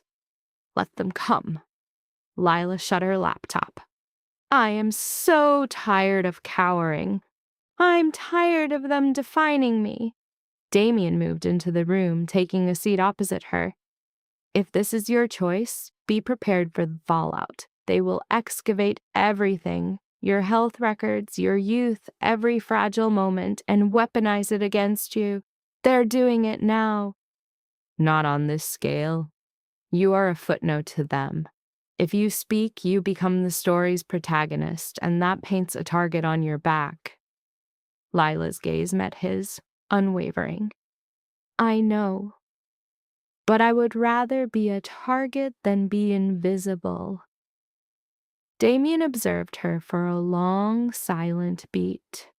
Then he took out his phone and placed a call. It's Blackwell. I need a meeting arranged with Rachel Chen from the Tribune.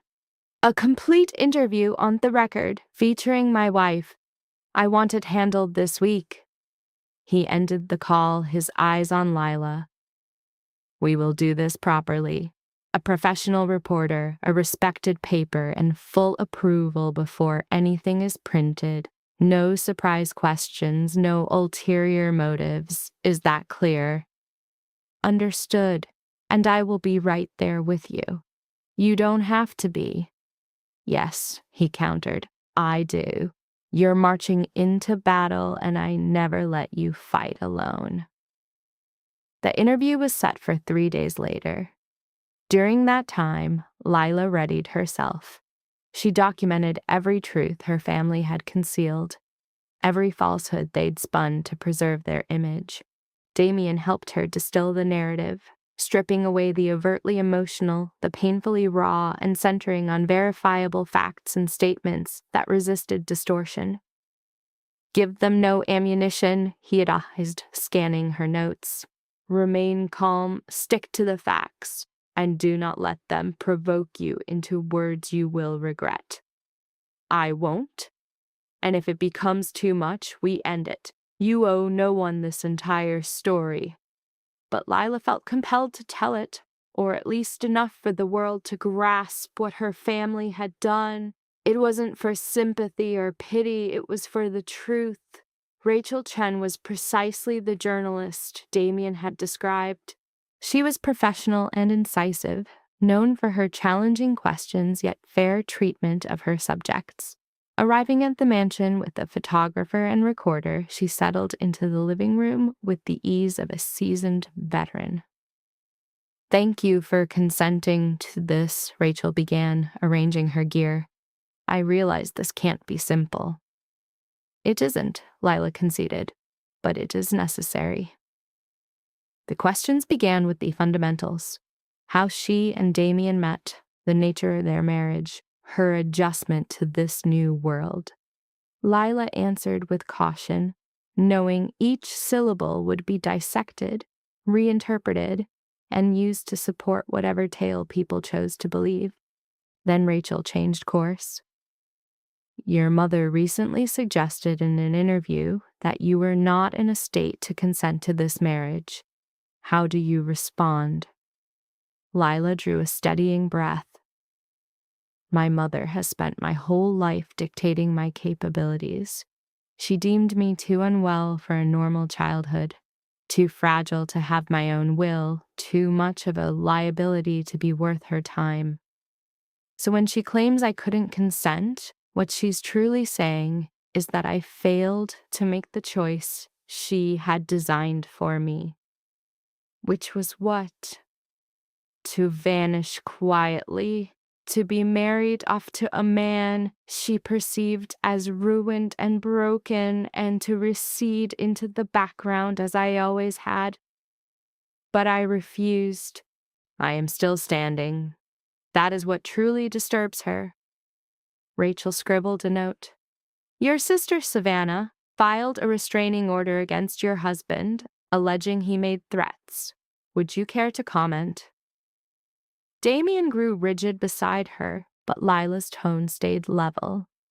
"My sister entered this home and switched my medication. She substituted my prescription with something that made me violently ill. When my husband discovered this, he informed her she was no longer welcome. If she perceives that as a threat, it reveals more about her character than his." "And you have evidence of this tampering?"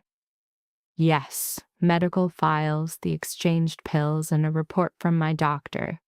All of it has been provided to our legal counsel."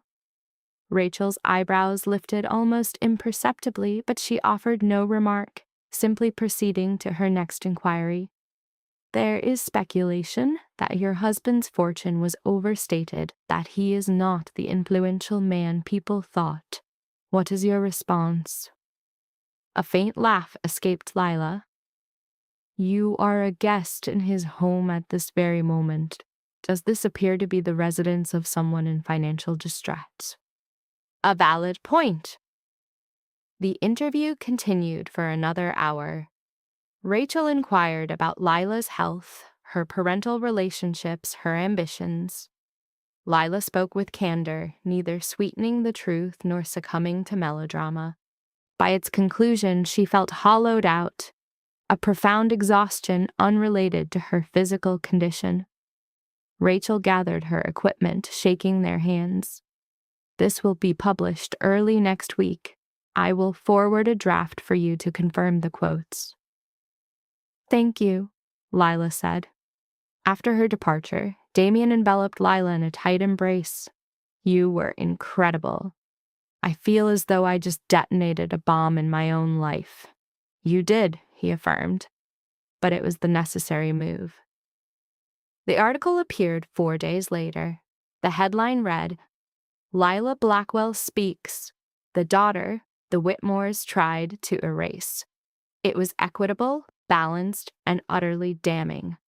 Rachel had incorporated Lila's testimony of the medication switch, the arranged marriage, the years of cold disregard. She had also sought comment from the Whitmores, whose replies only deepened their guilt. Evelyn's was icy and dismissive. We have always prioritized Lila's best interests. It is unfortunate if she feels differently, but that does not change the facts. Richard refused to comment. Savannah's attorney released a statement denying everything and threatening a lawsuit. The public reaction was swift and fierce. Social media ignited as people chose factions, analyzing every word and demanding consequences. While some defended the Whitmores, labeling Lila as ungrateful, most sided with her, convinced that a family that would arrange a marriage to clear a debt was capable of all she described. In just a week, the Whitmore family's meticulously crafted facade started to fracture. Donors withdrew support from their foundation. Business associates created distance. Invitations to society functions, once guaranteed, suddenly vanished. From the sanctuary of Damien's home, Lila observed the fallout, a turbulent storm of satisfaction and guilt brewing inside her. "Are you all right?" Damien asked one evening, seeing her staring into her phone on the couch. "I'm not sure. I expected this to feel better." "Vengeance rarely does," he said. "But justice can, and this is justice." "Is it? Or did I just annihilate my family for spite?" Damien sat beside her, gently taking the phone from her grasp. "You spoke the truth. Their handling of that truth is their responsibility. You are not required to bear their shame." He was right. Lila knew he was right, yet the knowledge brought little peace. 2 weeks after the article was published, Richard Whitmore arrived at the mansion. Helen found Lila in the garden to inform her he was in the foyer, appearing as if he hadn't slept for nights on end. "Shall I send him away?" Helen inquired. Lila considered it, then shook her head. "No, I will see him." Richard stood by the entrance, hands buried in his pockets, looking far older than she recalled. The severe, remote man of her childhood seemed to have shrunk. "Lila," he began upon seeing her. "What do you want?" "To speak, just for a moment." She indicated the sitting room. An oppressive, awkward silence settled between them as they sat. "Your mother is not coping well," Richard finally said. "The foundation is failing. Our friends are not returning her calls. Savannah's legal fees are mounting, and that restraining order is a disaster." "I did not request a report on your troubles." "I know, but I felt you should be aware of the consequences." Lila folded her arms. "You mean the consequences of the truth? The fallout from your own choices?" Richard flinched. "We did what we believed was for the best. You did what was most convenient. There is a distinction." "Perhaps." He scrubbed his face with his hands, looking utterly defeated. "I am not here seeking your forgiveness." "I am aware I have no right to it, but I needed to tell you that I'm sorry, for every bit of it, for failing to protect you when it was my duty, for allowing your mother to make choices I knew were wrong, for being a failure as your father." The apology lingered in the space between them. Lila waited for a feeling, relief, perhaps validation, but found only a deep weariness. "I appreciate you saying that," she answered softly, "but it changes nothing." "I know. And I am not returning. Not to that house, not to that family. That chapter of my life is closed." Richard gave a slow, somber nod. "I understand. But should you ever require anything, I won't." He rose, seeming to search for more words, but found none. He just nodded once more and walked out the door. Lila remained seated as he departed, a solitary figure in the living room, letting the sheer gravity of the moment wash over her. An hour passed before Damien discovered her there. "Helen mentioned your father visited." "He did," she confirmed. "He came to apologize." Do you trust his words? I believe his remorse was genuine, but it changes nothing. Damien sank onto the sofa beside her, drawing her into his arms. You owe them no forgiveness. I know, she whispered, and I don't believe I can offer it. Not yet. Perhaps not ever. That is your right. You, not they, will determine what happens from here. Lila surrendered to his embrace, feeling the simple release of being held. For the first time in what felt like an eternity, she could finally draw a full breath. The peace, however, was short-lived. Just 3 days on, Evelyn initiated her counterattack. It began with a lawsuit. Papers were served at the residence, a formal complaint asserting Damien had forced her into their union, controlled her medical treatments, and cut her off from her family. The legal action sought an annulment and requested Lila be put into a temporary conservatorship, pending an evaluation of her mental state.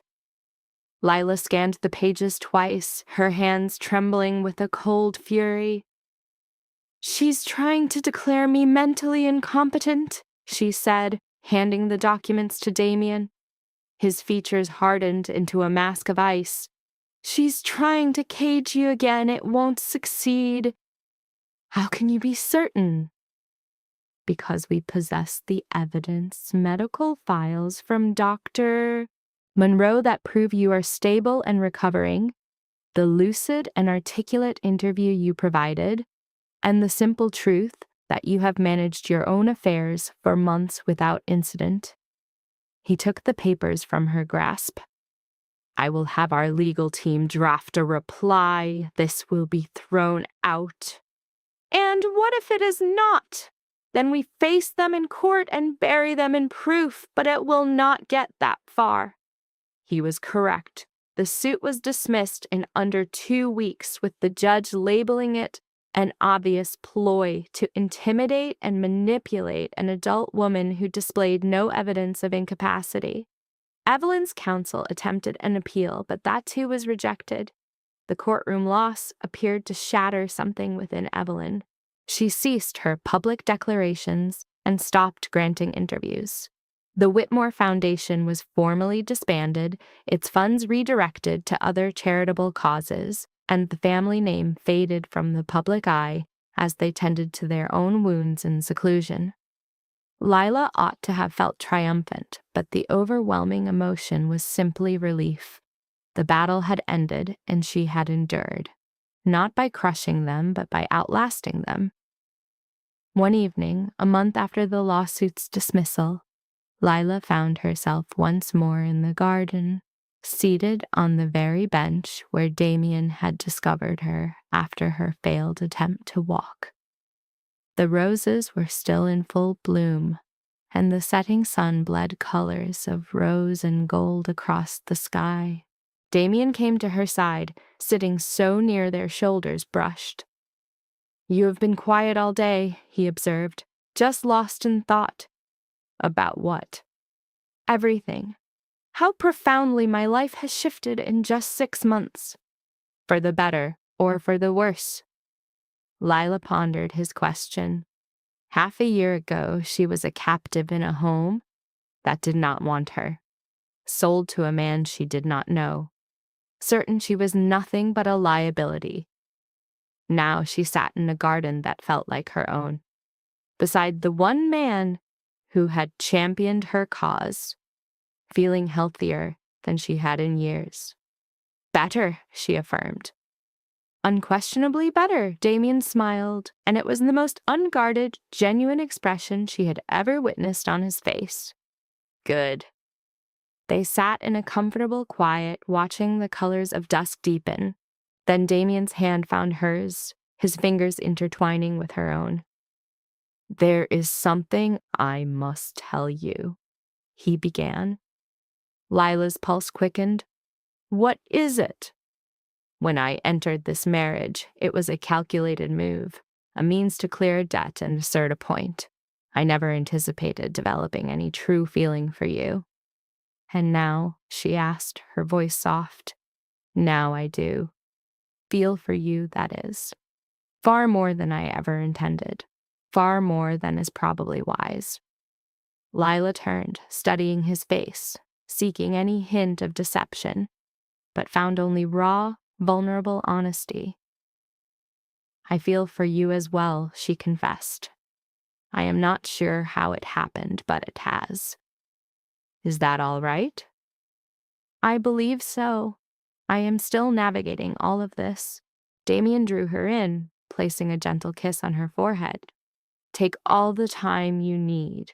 We are not going anywhere. And in that moment, held within his arms as the sun finally dipped below the horizon, Lila trusted him. For the first time she could remember, she believed in something good, something tangible, something that belonged to her. The following morning, Lila woke feeling transformed. Not unwell, not weary, but simply present, truly alive in a way that was entirely new. She dressed, shared a breakfast with Damien, and then made up her mind. I want to create something, she announced. What sort of thing? I'm not certain yet, but something with purpose. Something that is entirely mine. Damien lowered his coffee cup. What are you considering? Perhaps a foundation. One that aids people in my former position, people cast aside by their own families, who require medical attention they cannot access, who just need someone to genuinely care about their fate. That is an excellent idea. You truly believe so? I believe you would be perfect for it. You understand what it means to be on that side of the struggle, and you now possess the means to enact real change. A warmth bloomed in Lila's chest. It might have been hope, or perhaps purpose. She wasn't sure, but the feeling was welcome. Will you assist me? She asked. Of course, anything you require. They dedicated the ensuing weeks to constructing the foundation from its very core. Legal experts, accountants, and medical advisors were consulted to ensure every detail was perfect. Lila immersed herself in the endeavor, absorbing all she could about managing nonprofits, securing funding, and writing grant proposals. It was draining, complex, and utterly worthwhile. The Whitmore Foundation had been built on image, on projecting a benevolent facade while offering minimal substance. Lila's foundation would be its antithesis. Its purpose would be to genuinely help others, and its name would honor the woman she had fought to become, not the girl she had been forced to leave behind. The Blackwell Medical Trust was established 3 months later, its mission to deliver comprehensive aid to patients with chronic conditions whose loved ones could not, or would not, provide support. The very first beneficiary was a young woman who was a mirror of Lila's past, too ill to have a job, forsaken by those meant to protect her and clinging to survival by a thread. Lila sat with her, listened to her account, and gave her word that her circumstances would improve. Then, she ensured they did. Standing in the Foundation's new office on its inaugural day, surrounded by a team who shared her vision, Lila experienced a sensation she had never known. Pride, not in her lineage, but in the person she had forged herself into in spite of it. The Foundation expanded more rapidly than Lila could have imagined. In 6 months, they had assisted 43 individuals, provided over $200,000 in medical funding, and cultivated a network of physicians who donated their services, believing in the Trust's mission. Lila's days were filled with patient consultations, application reviews, and board meetings to broaden their influence. The labor was intense, but it belonged to her, and that fact changed everything.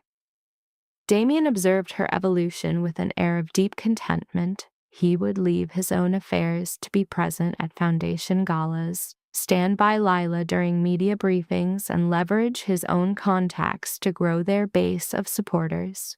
He never claimed any of the credit, consistently redirecting any praise back to Lila when journalists inquired about his role. "This is entirely her vision," he would state. "My only part is to ensure she has the tools she needs to bring it to life." But Lila understood it was far more profound than that. Damien had offered her the means, the network, and the faith to believe that this was all possible.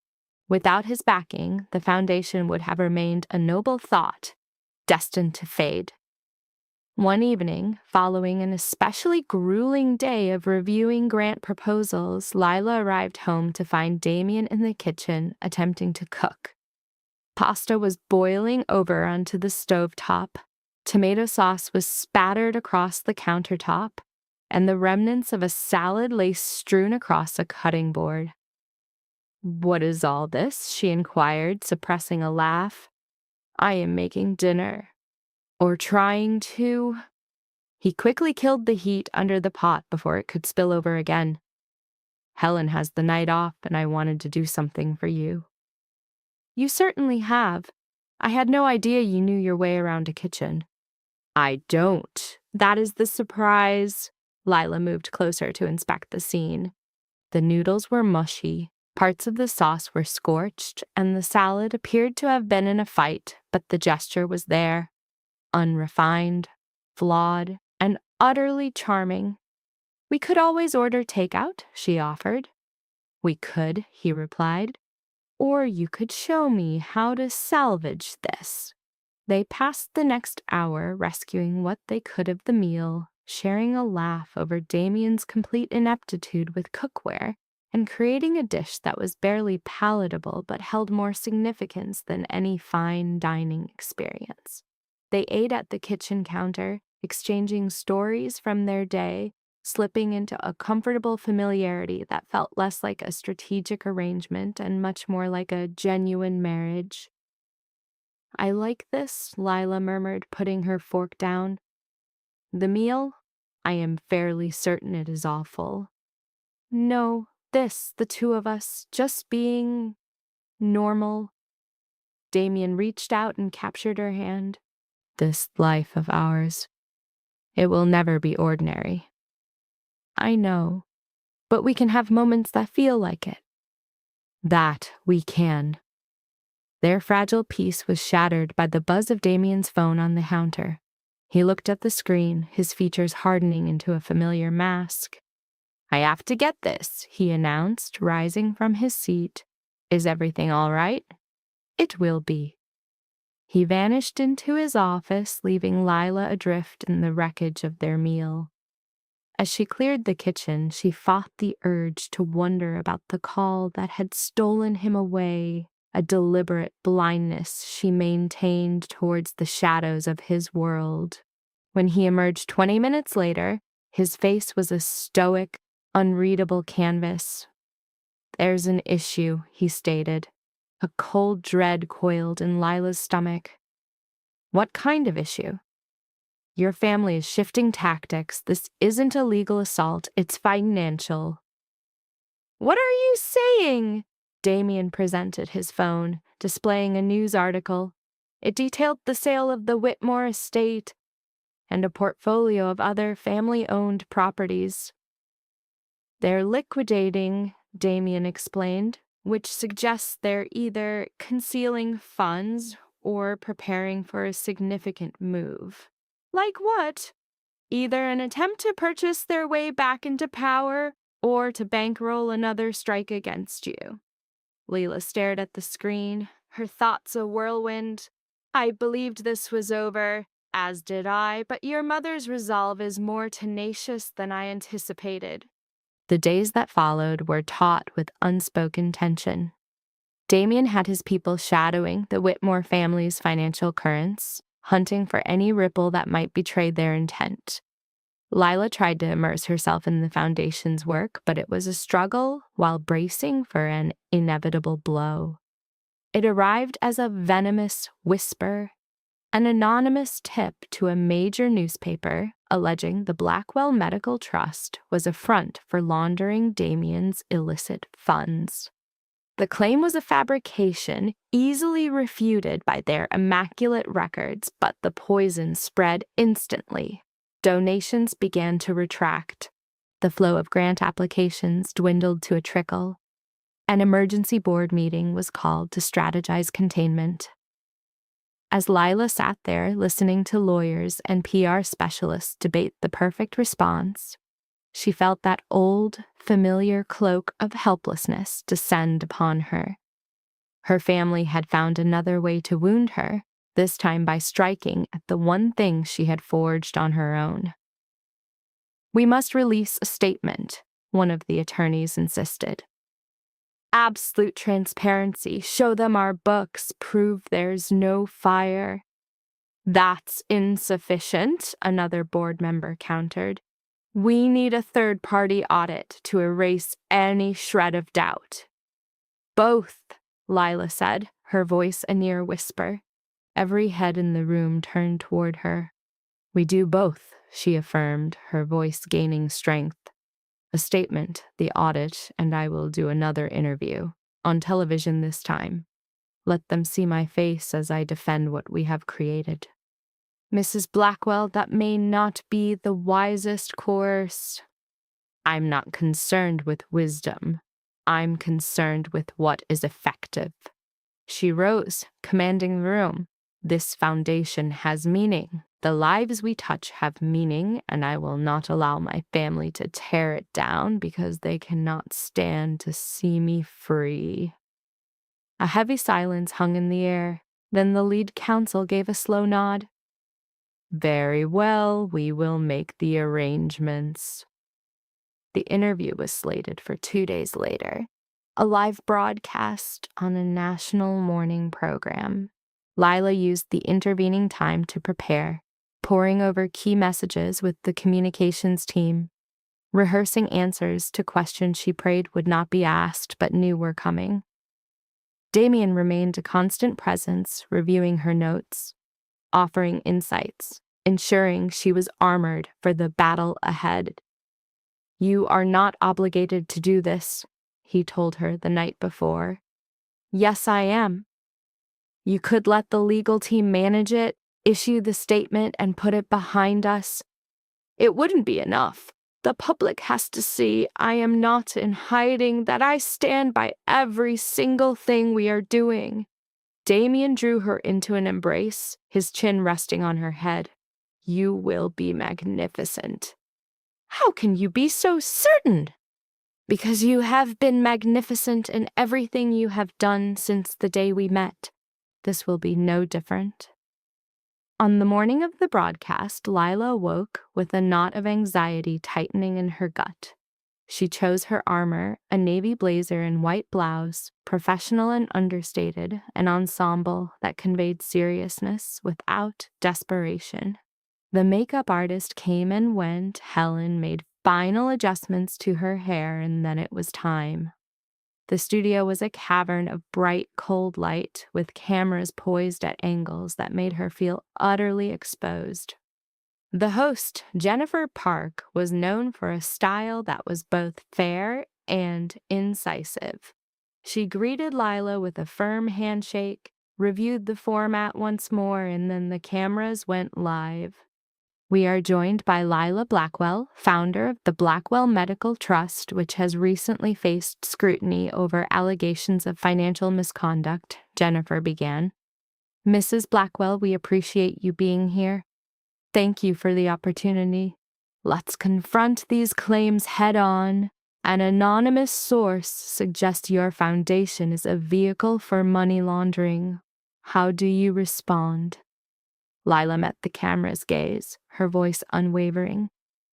"Those allegations are utterly without merit. The Blackwell Medical Trust is built on a foundation of complete transparency. We have already engaged an independent auditor, and our financial records will be opened for public inspection.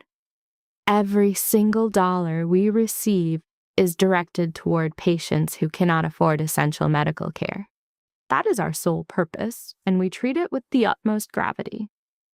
Do you suspect these allegations have a personal origin?" I am certain of it. My family has sought to destabilize my life since I broke from their influence. When their legal maneuvers failed, they resorted to assassinating my character. This is merely their most recent campaign. That is a grave charge. It is the unvarnished truth, and I possess the evidence to substantiate it. Jennifer leaned in slightly. Your detractors claim you leverage your husband's fortune and influence to evade scrutiny. What is your reply to that? While my husband provided the initial capital for the foundation, every decision, every grant, and every program we have launched has been vetted and approved by an independent board. I do not evade scrutiny. I invite it. That is precisely why we are undergoing the audit. The interview continued for another 10 minutes with Jennifer posing difficult questions and Lila meeting them with a blend of hard facts and unshakable conviction. When it concluded, Lila felt emotionally drained, yet resolute. She had spoken her truth without a hint of hesitation. The reaction was instantaneous. A surge of support flooded social media. Donors who had wavered began to reaffirm their commitments, and within a week, the audit confirmed everything Lila had stated. The foundation was immaculate. Every transaction was sound.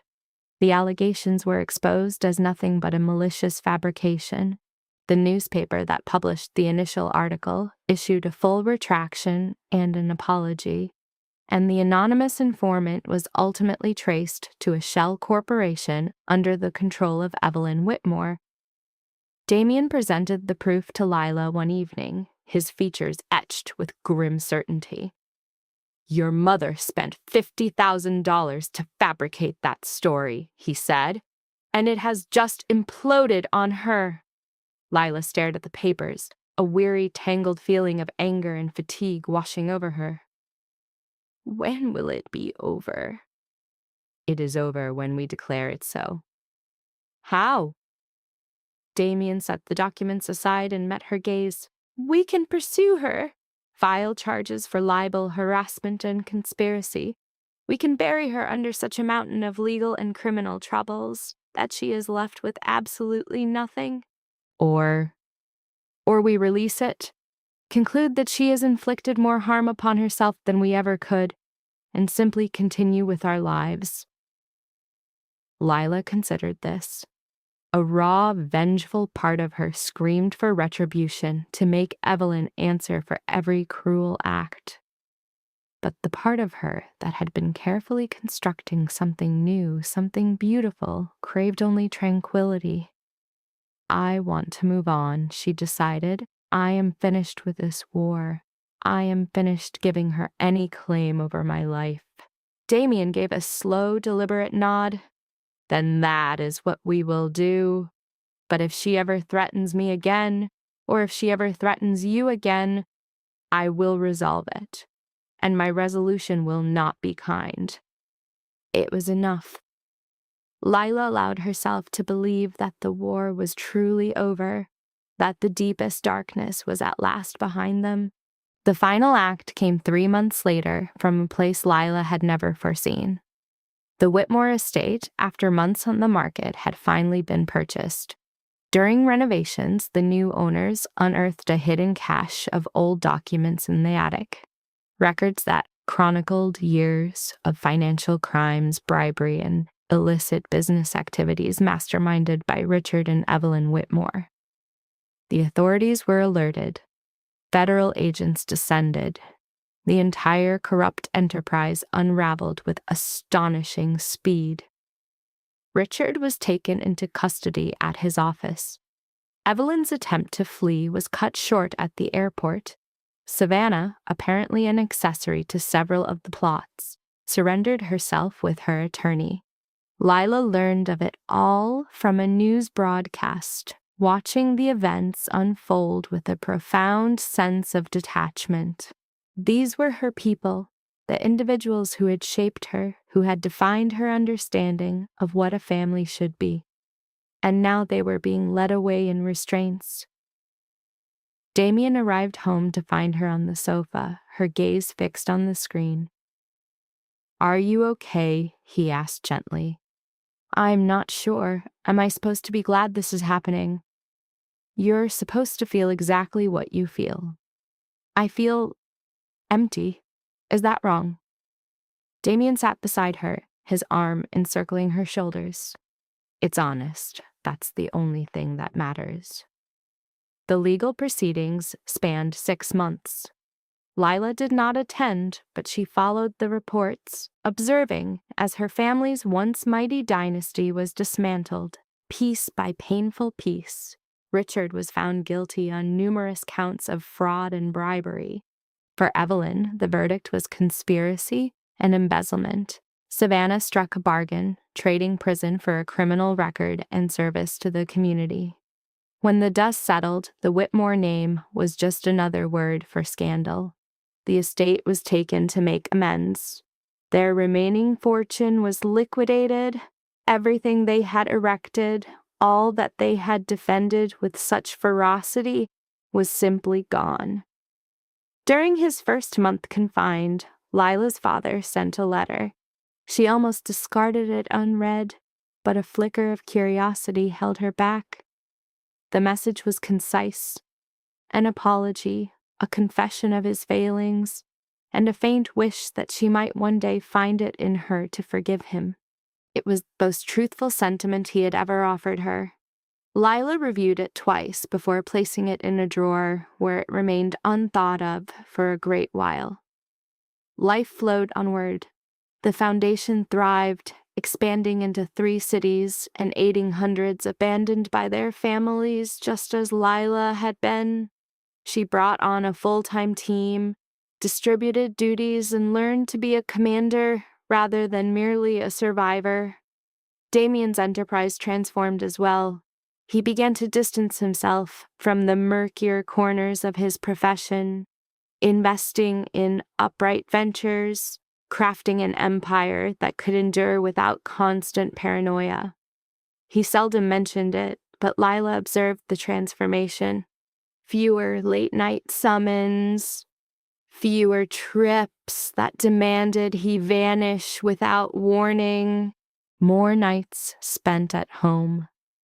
One evening, 1.5 years past their wedding day, Lila returned from a foundation gathering to find Damien awaiting her, dinner already prepared. Not his usual burnt pasta, but an actual meal from a chef he had retained for the night. "What is this for?" she inquired. "Must there be a reason?" "Coming from you," she countered. "Typically." A small smile touched Damien's lips as he drew her chair out. "Please." They dined in a tranquil quietude, the kind born from knowing a person so deeply that speech becomes unnecessary. Afterwards, Damien poured some wine and guided her to the terrace that gazed out over the city. "There is something I must tell you," he said. Lila's heart gave a little jump. "That sounds foreboding."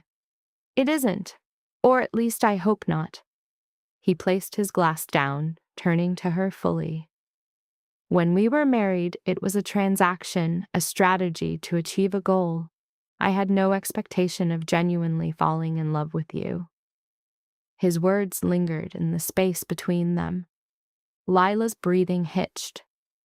"But I did," Damien went on. "Somewhere between seeing you defy your family and build something profound from ruin.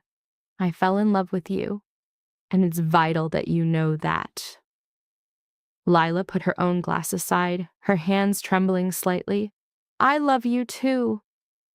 "You do?" "Yes, I have for some time. I simply couldn't figure out how to say it." Damien drew her in, his kiss different from all the others that had come before. Not calculated, not cautious, but utterly present. As they separated, a smile graced Lila's face. "So, what happens now?" "Now," he said, "we live. We build what's ours, and we face what's next, together." "That sounds perfect to me." The following 2 years were the happiest of Lila's existence.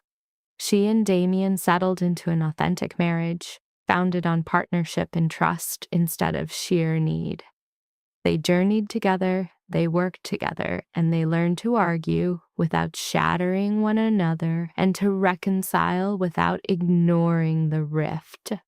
It was not flawless. Some days were a struggle, some disagreements were harsh, and moments still arose when Lila battled the echoes of what her family had done to her.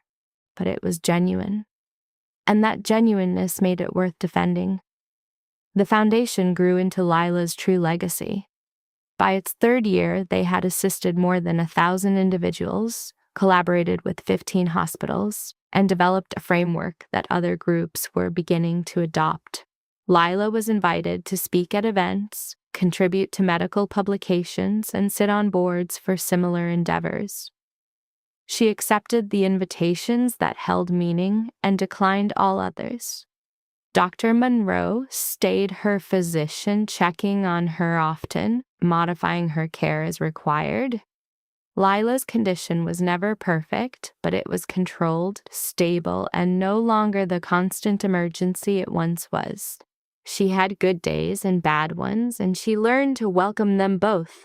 Helen remained as the manager of their home, her role evolving from employee to something much closer to a friend. It was Helen who first saw that Lila was feeling unwell in the mornings, and who discreetly left a pregnancy test on the counter with a note saying, "Just in case." Lila took it on a Tuesday morning, gazing at the positive sign with a mixture of awe and disbelief. She had never believed she would be well enough for children, never conceived that her body could manage something like a pregnancy. But Dr. Monroe verified it a week later, conducting scans and tests before declaring her cautiously hopeful. "This will be high risk," Dr. Monroe cautioned. "We must watch you carefully, change your medications, and be ready for issues, but it is achievable." Lila shared the news with Damien that night at dinner. He was just lifting a fork to his mouth when she said, "I'm pregnant." He almost choked on his food. "You're what?" "Pregnant," she repeated. "About 8 weeks." Damien put his fork down, his eyes fixed on her. "Are you certain?" "Completely." Dr. Monroe confirmed it. He was silent for a long moment. Then he rose, came around the table, and wrapped her in an embrace so tight she could hardly draw a breath. "We're having a baby," he murmured, his voice thick with emotion. "We're having a baby." The pregnancy was a trial. Lila was confined to bed rest for weeks, confronting the very complications Dr. Monroe had foreseen, which still felt staggering when they became real. Damien assembled a team of experts, transformed a guest room into a medical ward, and personally ensured Lila adhered to every single restriction and piece of medical counsel. There were times Lila feared her body would betray her yet again, that she would lose this child before ever holding them. But she endured, week after week, month after month, until at 7.5 months along, her daughter was born. They called her Elena. She was tiny, arriving early but sound, with Damien's dark hair and Lila's gray eyes. Lila held her for the first time in a room humming with machinery, and she felt a profound shift within her heart. This small being, this flawless little soul, was hers. No one could ever take that from her. Damien stood by the bed, looking at Elena as if witnessing a miracle. "She's exquisite," he breathed. "She's ours." "Yes," Lila whispered, "she is." 18 months on, Lila delivered their son, Alexander. The second pregnancy proved simpler, or perhaps Lila was merely more prepared. Alexander entered the world with a powerful cry, healthy and robust, with a demeanor that hinted he would be a handful. "He is definitely your son," Lila told Damien, drained but joyful. He is definitely our son, Damien amended. Raising 2 children while managing a foundation and a complex life proved more demanding than Lila had ever pictured. Some days she felt she was barely keeping things from falling apart, as the pressure of it all threatened to overwhelm her. But she was not alone. Damien was an involved father, waking with the children at night, handling diapers, telling stories, doing everything Lila had never envisioned him doing. Helen stepped into the role of a surrogate grandmother, showering the children with affection and reminding Lila to care for herself. The foundation continued to expand, now featuring a pediatric unit for children with chronic conditions, guaranteeing no child would ever feel like the liability Lila had been forced to be. 5 years after their wedding, Lila stood in the foundation's main hall, observing a wall adorned with pictures of those they had helped. Every image held a narrative. Every narrative was a testament that their work was important. Damien approached from behind, his arms encircling her waist. "Are you proud of yourself?" he asked softly. "I am. Is that allowed?" "It's more than allowed. You've earned this." Lila rested against him, absorbing the peace of the moment. Her life wasn't flawless. She still faced difficult days, still contended with her health, and still bore the marks from the family that tried to shatter her. But she had forged something wonderful, something true, something that would endure beyond all the hurt. "Do you ever think of them?" Damien asked gently. "Your family?" "Sometimes. Less than I once did." "Do you have any regrets?" Lila considered this. She thought of the girl she was, confined in a house that didn't want her, of the family who saw her as a disposable piece, of all the paths her life might have taken had she remained quiet, remained small, remained the person they demanded she be. "No," she stated at last. "No regrets." The reality was, escaping that family was the single greatest thing she had ever done. Turning her back on those who would never see her worth had cleared the way for her to become someone she could respect.